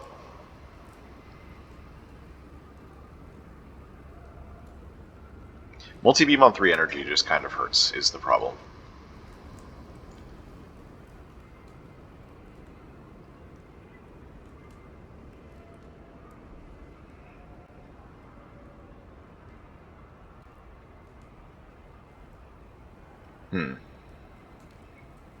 We don't have amazing potions for Sacred Bark either. Usually, if you have like White Bee statue, that can be a great reason to take Sacred Bark. And although we have Potion Belt, like I said, our potions are not very good. So, in order for Sacred Bark to really pay off, we would need to fill up the Potion Belt with other potions. And it doesn't really help us do that if the potions we already have are not very good. Energy Potion with Sacred Bark would be great for multi-beam, though. And Dex Potion is definitely useful sometimes, and I think it would be much more useful in a boss fight. The Soulburn Potion is not very good. And there are a lot more impactful potions out there that we just didn't get. So I don't think it's Sacred Bark. I think if we got lucky on our potion drops and got some actually impactful ones, we could take this. In fact, we could even prioritize taking hallway fights to find more potions in the first place, and maybe even consider buying some from the shop. But that being said, I think that's a lot of work just to make this work. Even though it's technically possible, I don't think we're going to go for it. So that leaves Bowler Hat and Coffee Dripper. Bowler Hat would be the other half of the compile package.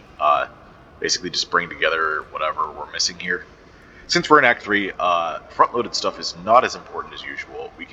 We have usually some leeway to scale up a little bit before having to block for a lot or do a lot of damage. Nemesis, I guess, is kind of a tough one. Nemesis and Reptimancer both have large turn 2 hits sometimes. And Giant Head is 100% scaling. But at least you have that turn 1.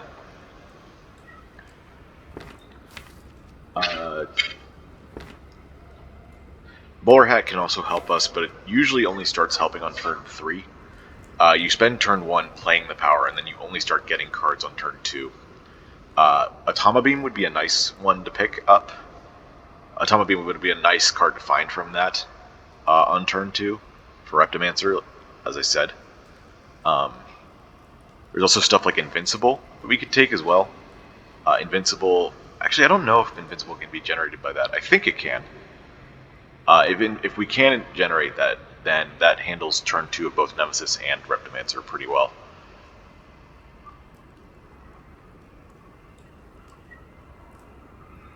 And there's always the possibility that we could just skip elites if we're having that much trouble with them. This actually helps quite a bit with Reptimancer, doesn't it? Gremlin Horn.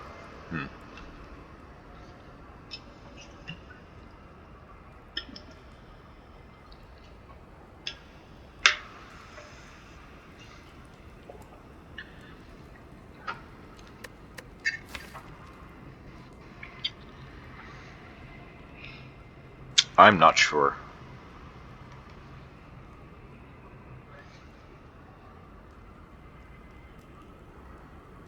We don't go into defensive mode that easily, so our Act 3 front-loaded block is not that great. We have these upgraded common blocks with defense, which we're already starting to remove. There's only a few options in Tiny Bowler Hat that can give us block. There's Slime Bosses that gives us 10 block. There's Collectors, which gives all enemies weaken. And there's the Heart's Invincible. I guess Dono and Deca can give plated armor as well. I think that's everything. I guess Champ could heal you if we managed to upgrade it, but that's not possible right now. I think only Warp Tongues could do that mid-combat.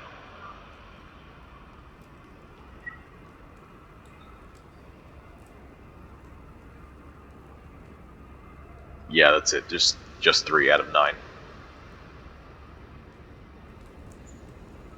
We need them to show up on the right turns, too.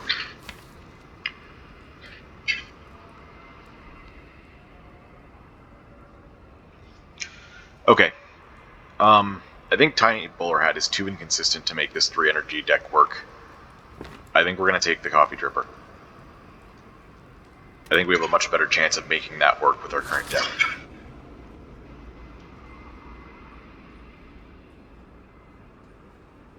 Left hand has more elites. Let's see. I said something about question marks. Looks like we can do that no matter where we go. That's shops. Can always remove more cards at shops if we want, as well.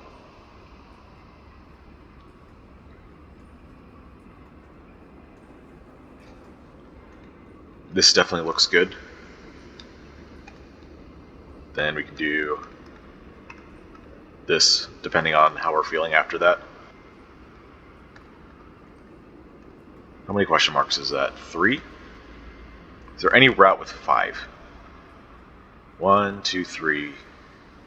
No. Unless you go... Nope, there's no path at all. Not even the right one. That has 4. So we can't get 2 tiny chest procs. We might as well just go for 1. Oh wait, we can just do this. I like getting more question marks in Act 3 since there are some very powerful events here.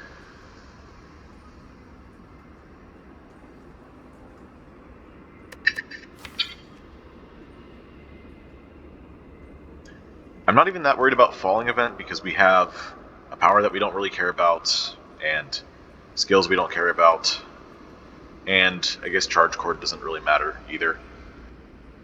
We can maybe even afford to lose 1 multi-beam if it comes to that.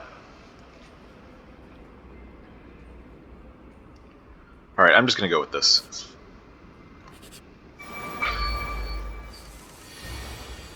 This is 60. Not enough, but that's okay.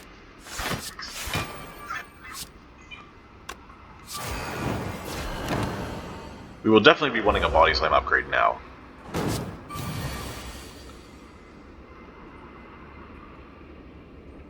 Wow. I gotta say, for having 3 common blocks in the deck, we do not feel like we're getting these blocks very often.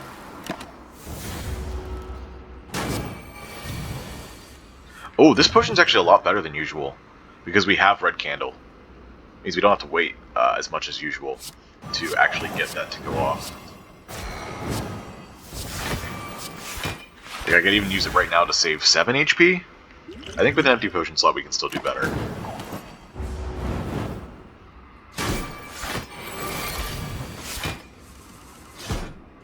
Alright. 43 HP with Coffee Dripper.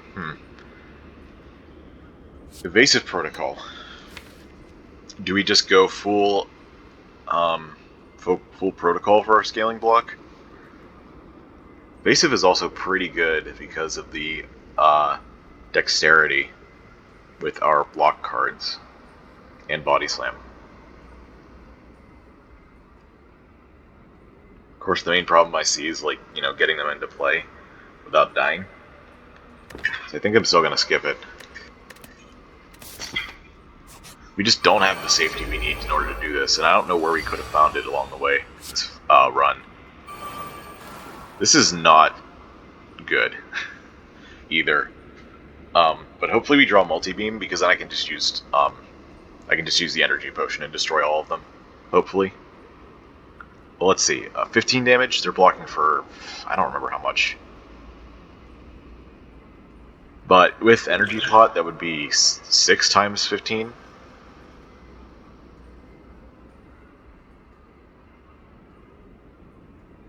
Maybe we can even get away with doing Vent Steam here on 1, and then we can use Gremlin Horn procs to kill the other 2. Be 22 if I did that. So 22 times 4 would still be way more than 58 plus whatever block they get. And it has a chance of killing these as well. I think they block for 9. If they block for 9... No, I think it's 12 actually. It's 12. So it would be 63. Okay. We'll run with this. Oh, right. I have 4 energy.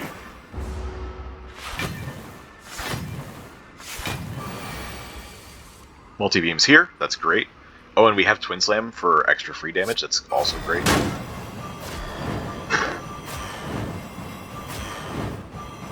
And that's a kill on all of them. Great draw. Great turn 2 draw. Shield Spikes. There we go. There's a front-loaded block option that helps us get into defensive faster as well. Oh, and I'm so glad I took 4 energy because this would be really hard to use on 3. Man, man, those 8 brace cards, you need them so badly on this character. Well, it looks like Tiny Chest has given us the largest chest, which has a 1 in 3 chance of giving us a rare relic, and a 2 in 3 of getting us an uncommon, if I'm not mistaken. Baylor's Lordly Plate, that's a common, I believe. Yep, and this is an uncommon. Eternal Feather. Gives us the healing that we no longer have. I will definitely take that. That's an uncommon. That used to be a boss relic, a long time ago. This guy. I think this is probably my worst hallway fight as Guardian, because there's so much setup time. You have one turn of downtime against Transient, and they just smack you. So we just have to play everything here, I think. Let's see. This is 5 plus 23, 28.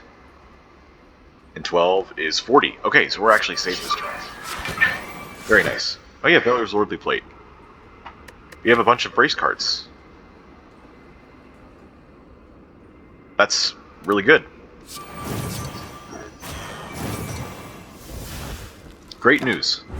That means that Sentry Blast upgrade actually gets better as well.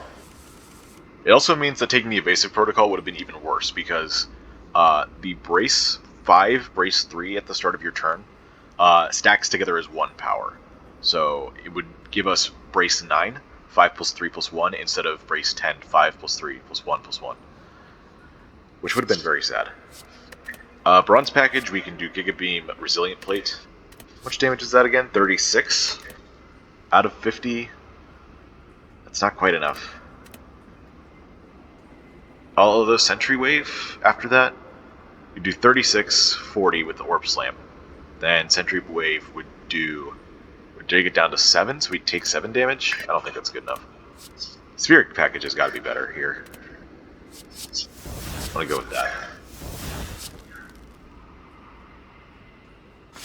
I think that's better. Can we actually like do damage here? I guess Revenge Protocol? Revenge Protocol, Orb Slam? Yeah, we can block this. We just need to play Recover. Unfortunately, Thorns don't do anything against Transient, so Harden would not have been a useful play there.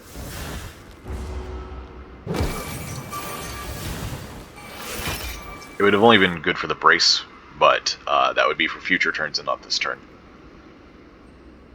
Alright, up next, I think we've definitely been Steam.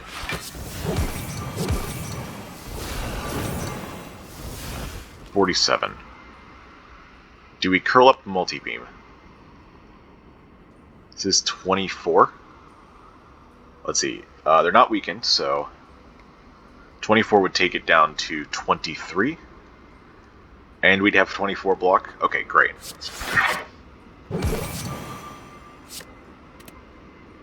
Oh, right, vulnerable. That's 40 damage, not 24. Oh, plus the Soulburn. Interesting. Might not have needed to use as much.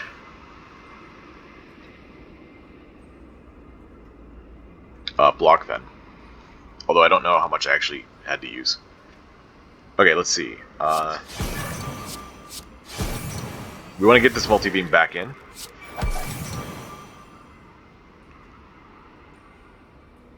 Yes. Because every turn it scales up, it's more effective against this guy.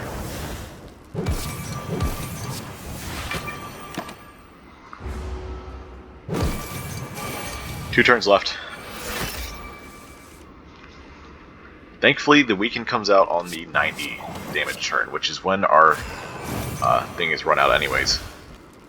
We aren't able to re-enter defensive this turn. This is only 22 out of 25. We would re-enter next turn, But also this doesn't do nearly enough to block what's happening here, so this would do 16 times 3, 48. That's more than enough to block. So can we afford to play something else? Let's do this too. This would be 32 if we did it for 2, which would take it down to 35. So I guess we can't, because we would take 3 damage. Our next turn, we have Body Slam. Interesting.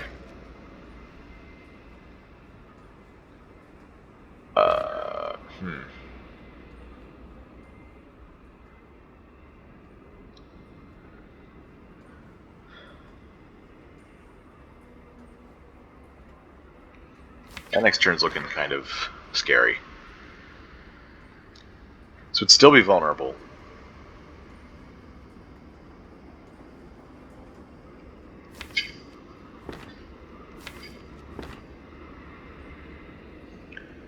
So this brace 10, brace 4, so that's 16 with Lordly Plate, plus 6 from our power is 22.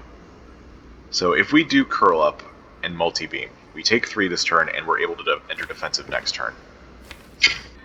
Enter defensive.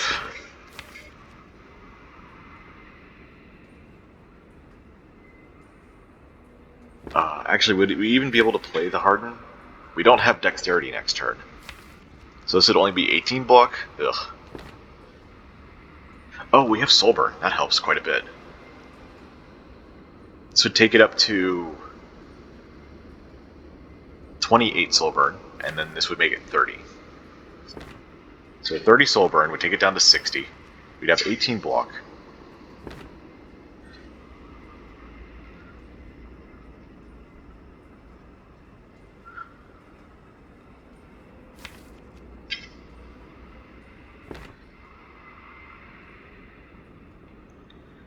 So that's, no wait. So we have 18 block, this is 60. Weaken would make it 45. So we'd be taking, let's see, 45, doing 27 damage. Wait, 60 minus, bleh. I did the weaken too early because I have to do body slam damage.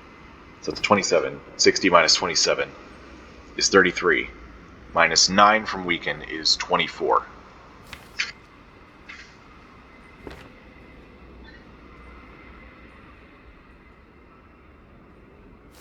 And 24 minus 18 is 6. We take 6 next turn? I can play Floating Orbs to take 3 this turn and then less next turn.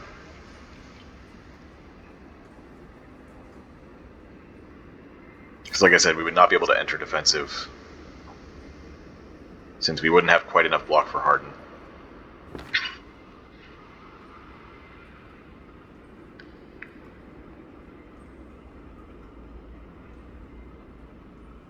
Okay. I don't really want to recheck my math here. I'm pretty sure that this line makes us take 3 damage instead of 6. So I'm going to do it.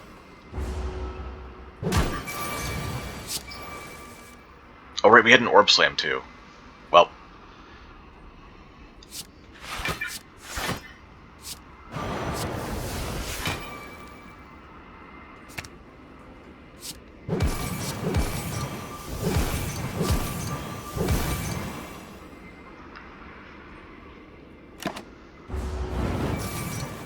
Yeah, looks like we would have taken 0 this turn anyways. Oh well. You forget about one little thing. Fragmented Gem, I'm still not taking that. Overload Plus. I don't think we need that, actually. Do we? I mean, it's good on the first draw. Get us to our important stuff fast.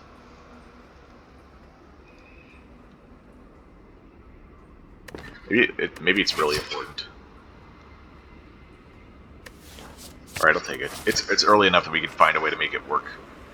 I'm not immediately traveling to the boss. Gosh, I hate that event so much. Compile Package, Body Slam, both great upgrades here. Sentry Blast, like I said, is also an option. I don't think we need the upgrade in Compile Package. We need the upgrade on Body Slam. I could actually be wrong about Compile Package. I think there's some things that were like having the upgrade. Spheric Guardian would be one of them sometimes because the floating orbs would cost 0, but I don't think that's necessary here. We'd give more brace to the Hardened and the Spheric Shield, though. Shapes Package would discount Repulsor, give us more Thorns in defensive, and Bomb would do more damage. Sentry Package would do more brace and more damage. That's pretty good. That'd be like a Sentry Blast upgrade, kind of. Ancient Package lets us get the debuff reduction. That's really nice. Keeps strength and dex permanently. The dex especially would be useful. Bronze Package just makes our Giga Beam do 4 more damage. I don't think that's that necessary. I guess the Resilient Plate also doesn't exhaust. Defect, Reroute does more damage, pre-programs use more cards, and Time Capacitor gets 1 more orb slot, so that's not necessary either. Orb Walker, you get the upgraded Orb Walker, which doesn't exhaust whenever it comes out of stasis. Incinerate does more damage, Walker Claw hits 1 more time, not necessary. It's still 2 out of 7, right? Spheric Package and Sentry Package, both becoming much more useful. I think Sentry Package taking up 3 stasis slots might not actually be that useful, because there's already stuff competing for it. So yeah, it would literally just be Spheric Package that wants it. So if I want a Sentry Blast upgrade, I think I'd go for actually upgrading Sentry Blast. Is there a reason to upgrade Body Slam here?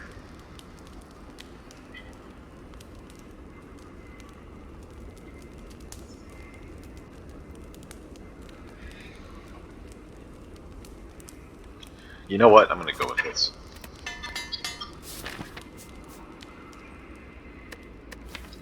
Repto's still pretty good because we have 2 multi-beams. We also got a boss potion. Alright, let's go for it. It's Repton time. Overload Plus? We have 6 energy, wow. Got these packages. Pre-program means that I can grab 1 card out of the draw pile, so Overload draws 1 more for free. Time Capacitor is also interesting. Sentry Package doesn't do that much damage right now. I'm gonna take this. Let's see what we got in the draw pile. Body Slam, Recover, Reroute. Wow. I mean, with all that stasis support, maybe we do just do Time Capacitor, the reroutes, recovers, and all that. I do really want Multi-Beam to hit, though, with the Akabeko next turn. Or this turn. So I'm going to put Body Slam into stasis and save it. It's a lag. Okay. We cannot fully block this turn, but we'll be, I think, okay. I'm going to...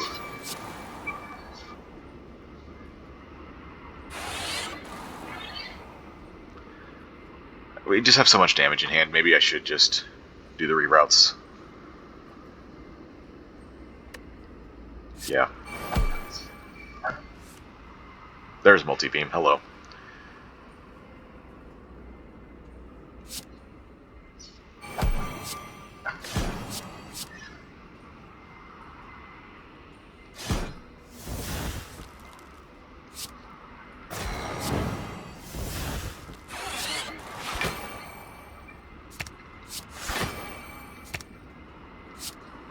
Okay. Well, that was a turn.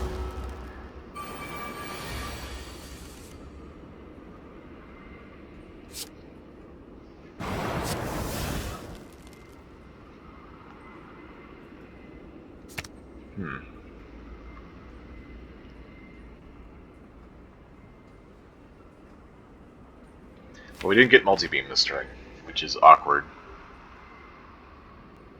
I guess we use the boss potion and hope for some kind of save here. Invincible? Could do it. We're blocking for 17 right now. So Awaken would not heal more than we're taking here. So yeah, let's just take all the damage. Since we're not going to be able to block less than 10 anyways. We're going to take all the damage so that we can get as much brace as possible. These do nothing. We also get multi-beam next turn. Would like to not have to play it for 4 energy, if I can avoid it. So let's do this. Get that below 21. I guess we could have played Piercing Hide for Thorn damage on this front one. That would have been wise.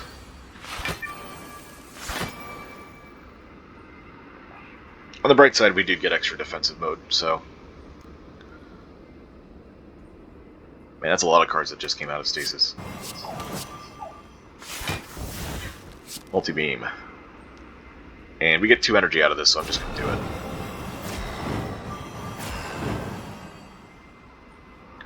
Forgot that it being in...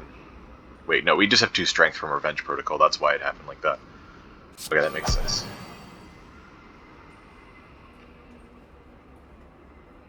We full block with Recover, so I'm going to do multi-beam here. Gain back 1 energy from Twin Slam. Actually, do we just have a kill here? Looks like we do. Wow. Another Body Slam. I don't think so. We did find that shield charger, though. I'm going to take that. I did say I wanted to take one rather than buy one, so... And I think upgrading that is also really good. Especially now that we have Baylor's Lord to be played, it's going to be bracing for a lot. We still haven't drawn another good gem for Twin Slam. Alright, we got to take the blue key here. Oddly Smooth Stone would have been nice. Too bad they weren't switched. And yeah, I'm going to just take this one, because we have another shop in Act 4 anyway.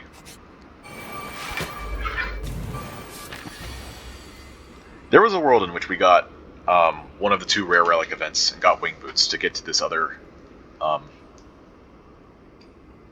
question mark. Grab another relic. So we need 4 hits on that in order to do it? Ugh.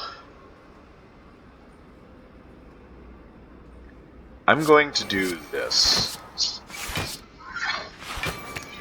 That's 18. This will hit twice, so we take 5, but still do a bunch of damage. Oh, can we draw block card? We don't have any 0-cost block cards. Can't get one from Compile Package either, unless you get the Spirit. No, not the Spirit. The Sentry Package, which only weakens for 3. Alright. We'll take the 5.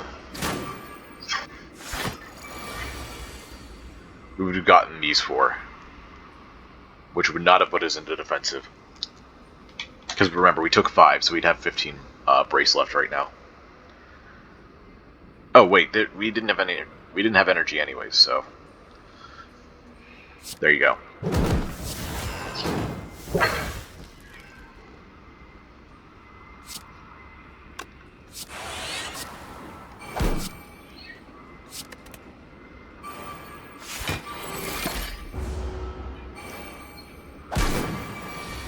I'd like to kill Spirit Guardian now, so I don't have to worry about the incoming attacks.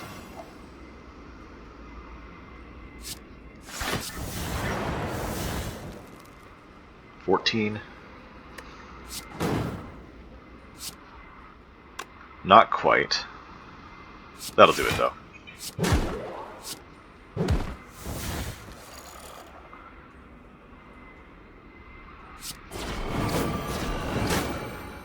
We had just enough for 2 hits. Resilient Plate. Another great card. And one I said I wanted, so I'm going to take it. Alright, and just like that, I think all our defensive problems are solved.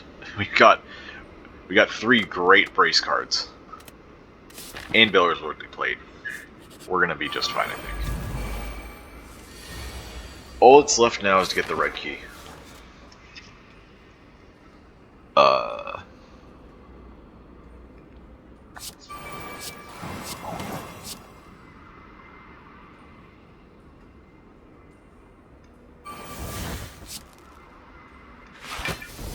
Take 12? Is there another option? Risk the reroute? Could get a Parasite, we could get the big 38 hit. Also, we're not blocking for 10, so... I guess I should have thought of that first.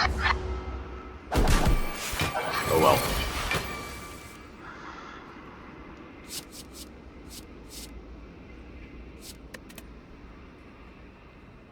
Walker Claw would be kind of fun here with Akabeko.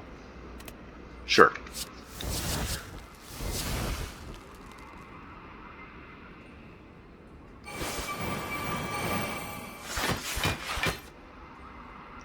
$16 in block is probably the ideal pickup here, the ideal intent.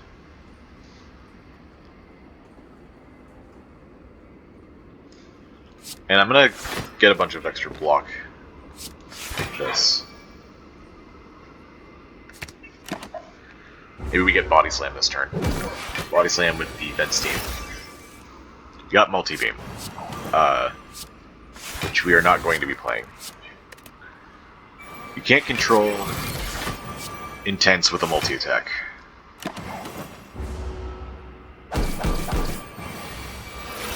Not well, anyways.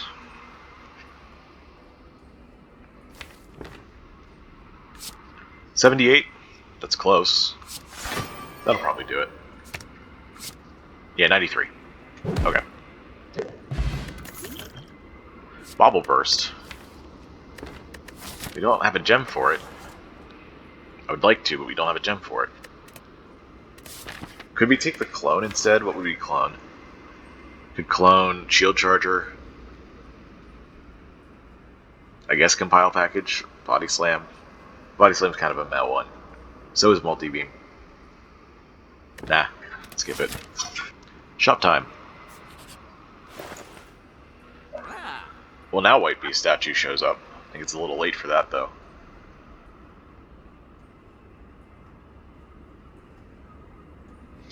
You know, we might just be at the point where I buy an Emerald, and we put it into Piercing Hide, just so that we get some extra ability to gain permanent dex with Resilient Plate.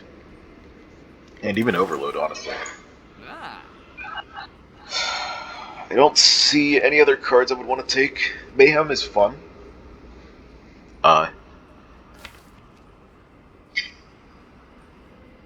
Mayhem is very fun, actually. Time Eater gets a little bit weird, but...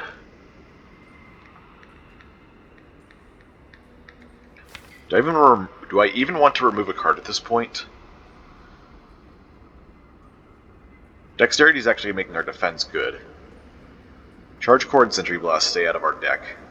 Twin Slam is still doing damage for 0 energy. Maybe it's not that good, though. Maybe I buy Mayhem in the Emerald and be happy about it. Get a little bit of extra value every turn with Mayhem. I don't think we have anything that would absolutely destroy us if we played it randomly. So you know what? Let's do it. Just for the extra power.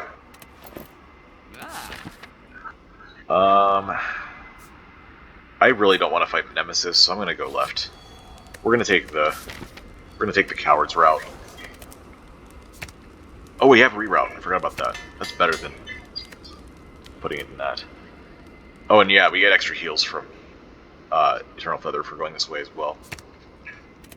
Kind of want this upgrade.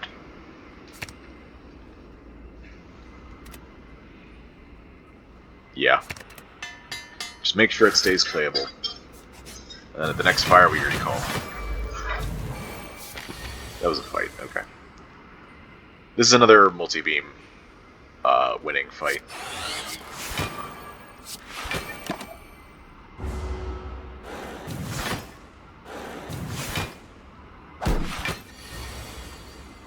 We didn't draw it.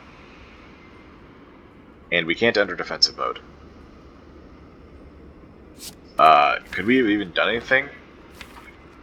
We had 15, 25, 33? 33 damage. Because of Akabeko. Oh, plus 3, I guess, from Vajra, so 36. plus 6 is 42. We would not have been able to kill any of them. Not to mention they gained block on turn 1 anyway, so... Well, this sucks, but... Oh, if I leave this... If I don't play the defend, then I get to go into defensive after the first hit. Then we only take 8 damage this turn. Yeah, that's worth it. Multi-beam, where are you? I guess Orb Slam will have to do. Maybe. Maybe it's not even enough damage. Sheesh. 26 plus 12 is 38.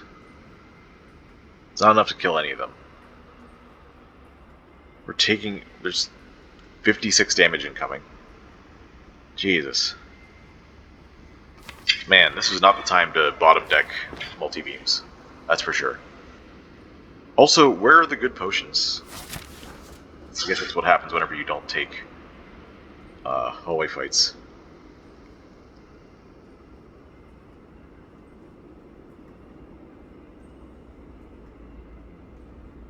Like, none of the potions even help me do enough damage here. I just have to take it.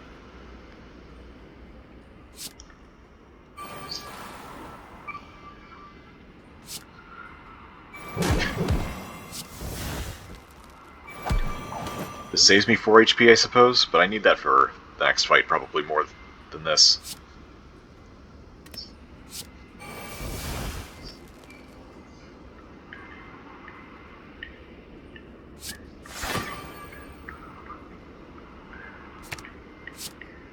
Oh wait, I go into defensive mode again. Okay. So we take a lot less. 17. With Eternal Feather, that we'll get back up to 40.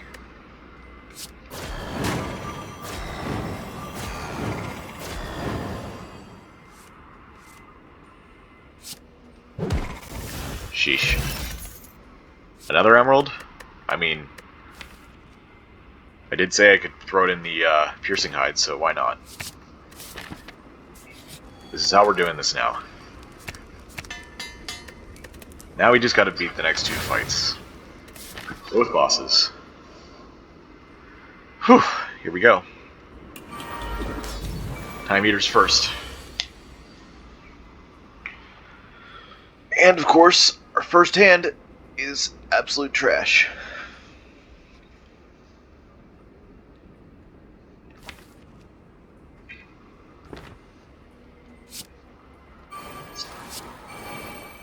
This is not a fight for floating orbs, that's for sure.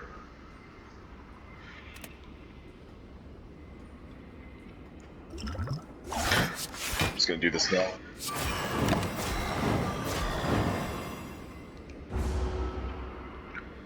Alright. If we manage not to lose any more HP this fight, I will be grateful. Very grateful. Spheric Shield can help with that. We'll save that for later, though. I can't play 4 cards this turn.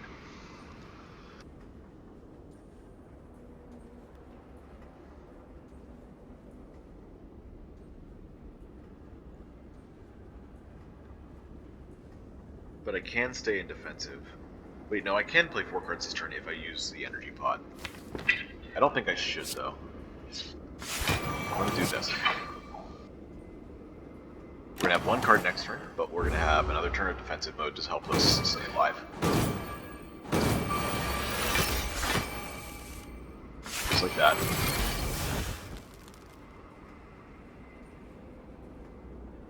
Two dexterity. That we used a potion for that, and unfortunately our resilient plate's now gone.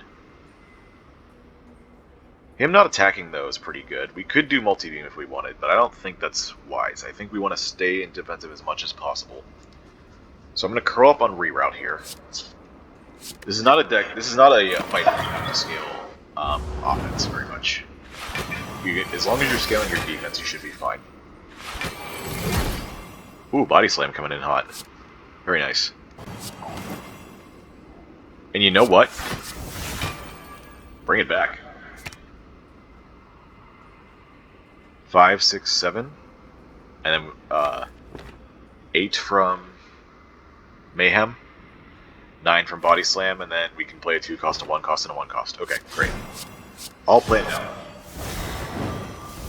Yeah, I know. We don't need that anyways. It's better than that exhausts.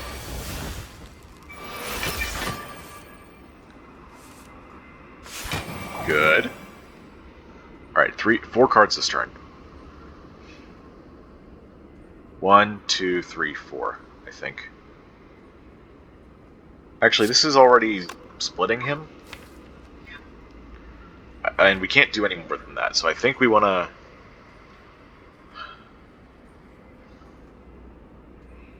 What do we want to do? I kind of want to put shield spikes into stasis. For a couple turns from now. But that will be the turn after...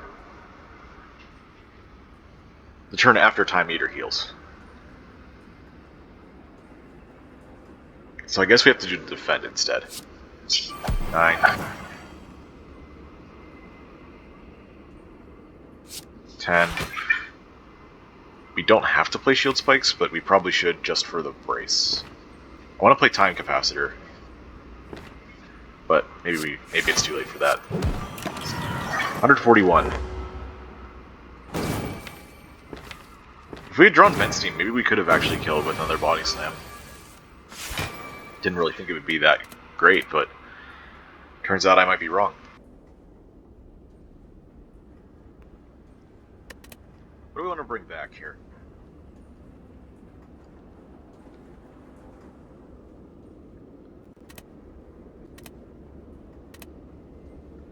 I don't think Body Slam's going to do very much. We're not going to be in defensive entering the next turn. I think we want Piercing Hide for extra block again. Get rid of the Slimed, and pass turn.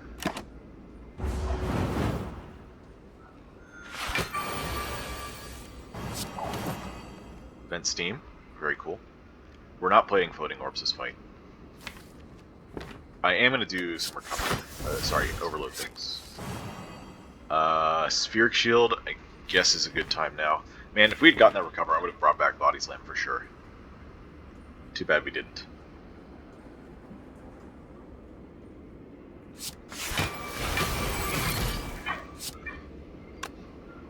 Nine, 10, 11.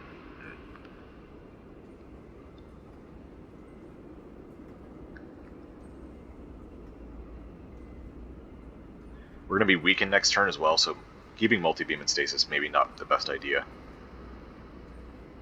I also don't want to waste my damage on Charge Core since it's doing 27 right now, but drawing an extra card seems like a great idea. So I also don't want to be restricted to just 3 cards next turn, so I'm going to just leave this as is. This is probably going to be enough anyways. 54? Yeah, we're within range. 9, 10, 11, and then recover Body Slam, or we can play multi-beam. We don't need any more block. This would do, I guess, 10 damage more on Body Slam. This would do 14. Recover would also give us 5 brace. Which still wouldn't be enough to enter defensive. No, it would be, because this gives 6, not 5. Right, okay. Bring it back. We are a Body Slam deck. Apparently not a multi-beam deck, but that could change in the heart. Who knows? That's a lot of damage coming in. And of course we completely break our draw. Ah, man.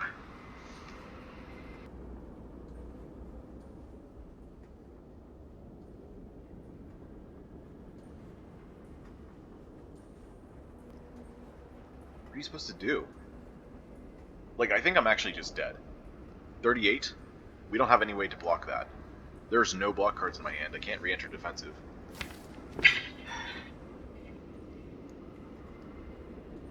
Potions, again, do nothing.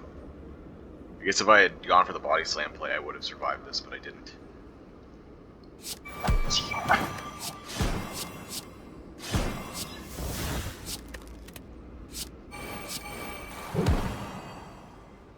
Yeah, that's gonna be it.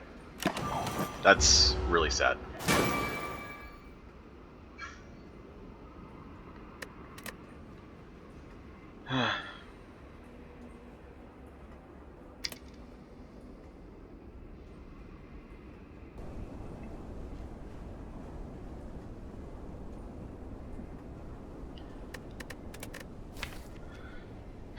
You know, that run didn't feel so bad. Act 3 really brought the deck together. The forced tiny house pick after Act 1 felt pretty bad, but we did end up surviving and not doing so badly.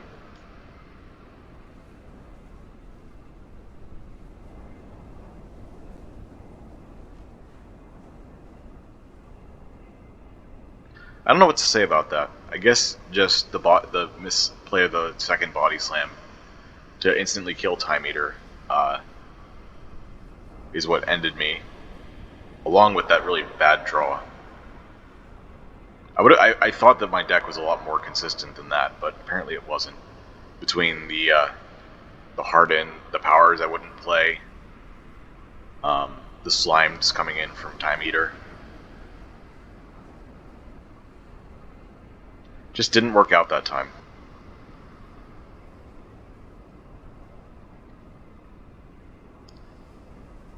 You really have to be on the lookout for every possible way to win a fight. If I had done body slam, I would have won that. And that, you know, that's the difference between winning and losing the run, or at least surviving until the next fight. But oh well. It's just going to be like that sometimes, you know. And I'm not too disappointed by getting to that point. Getting to floor 50 means you had a pretty good run most of the time. Although I am usually pretty disappointed when I can't beat 2 Act 3 bosses in a row. That's just the game being harsh, though. You know, it's not necessarily because I can always do it.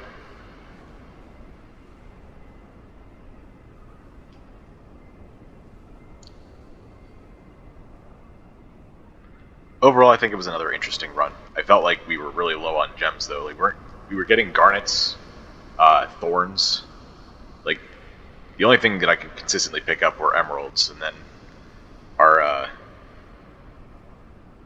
resilient plate got played by mayhem. So, you know, that's just how it is.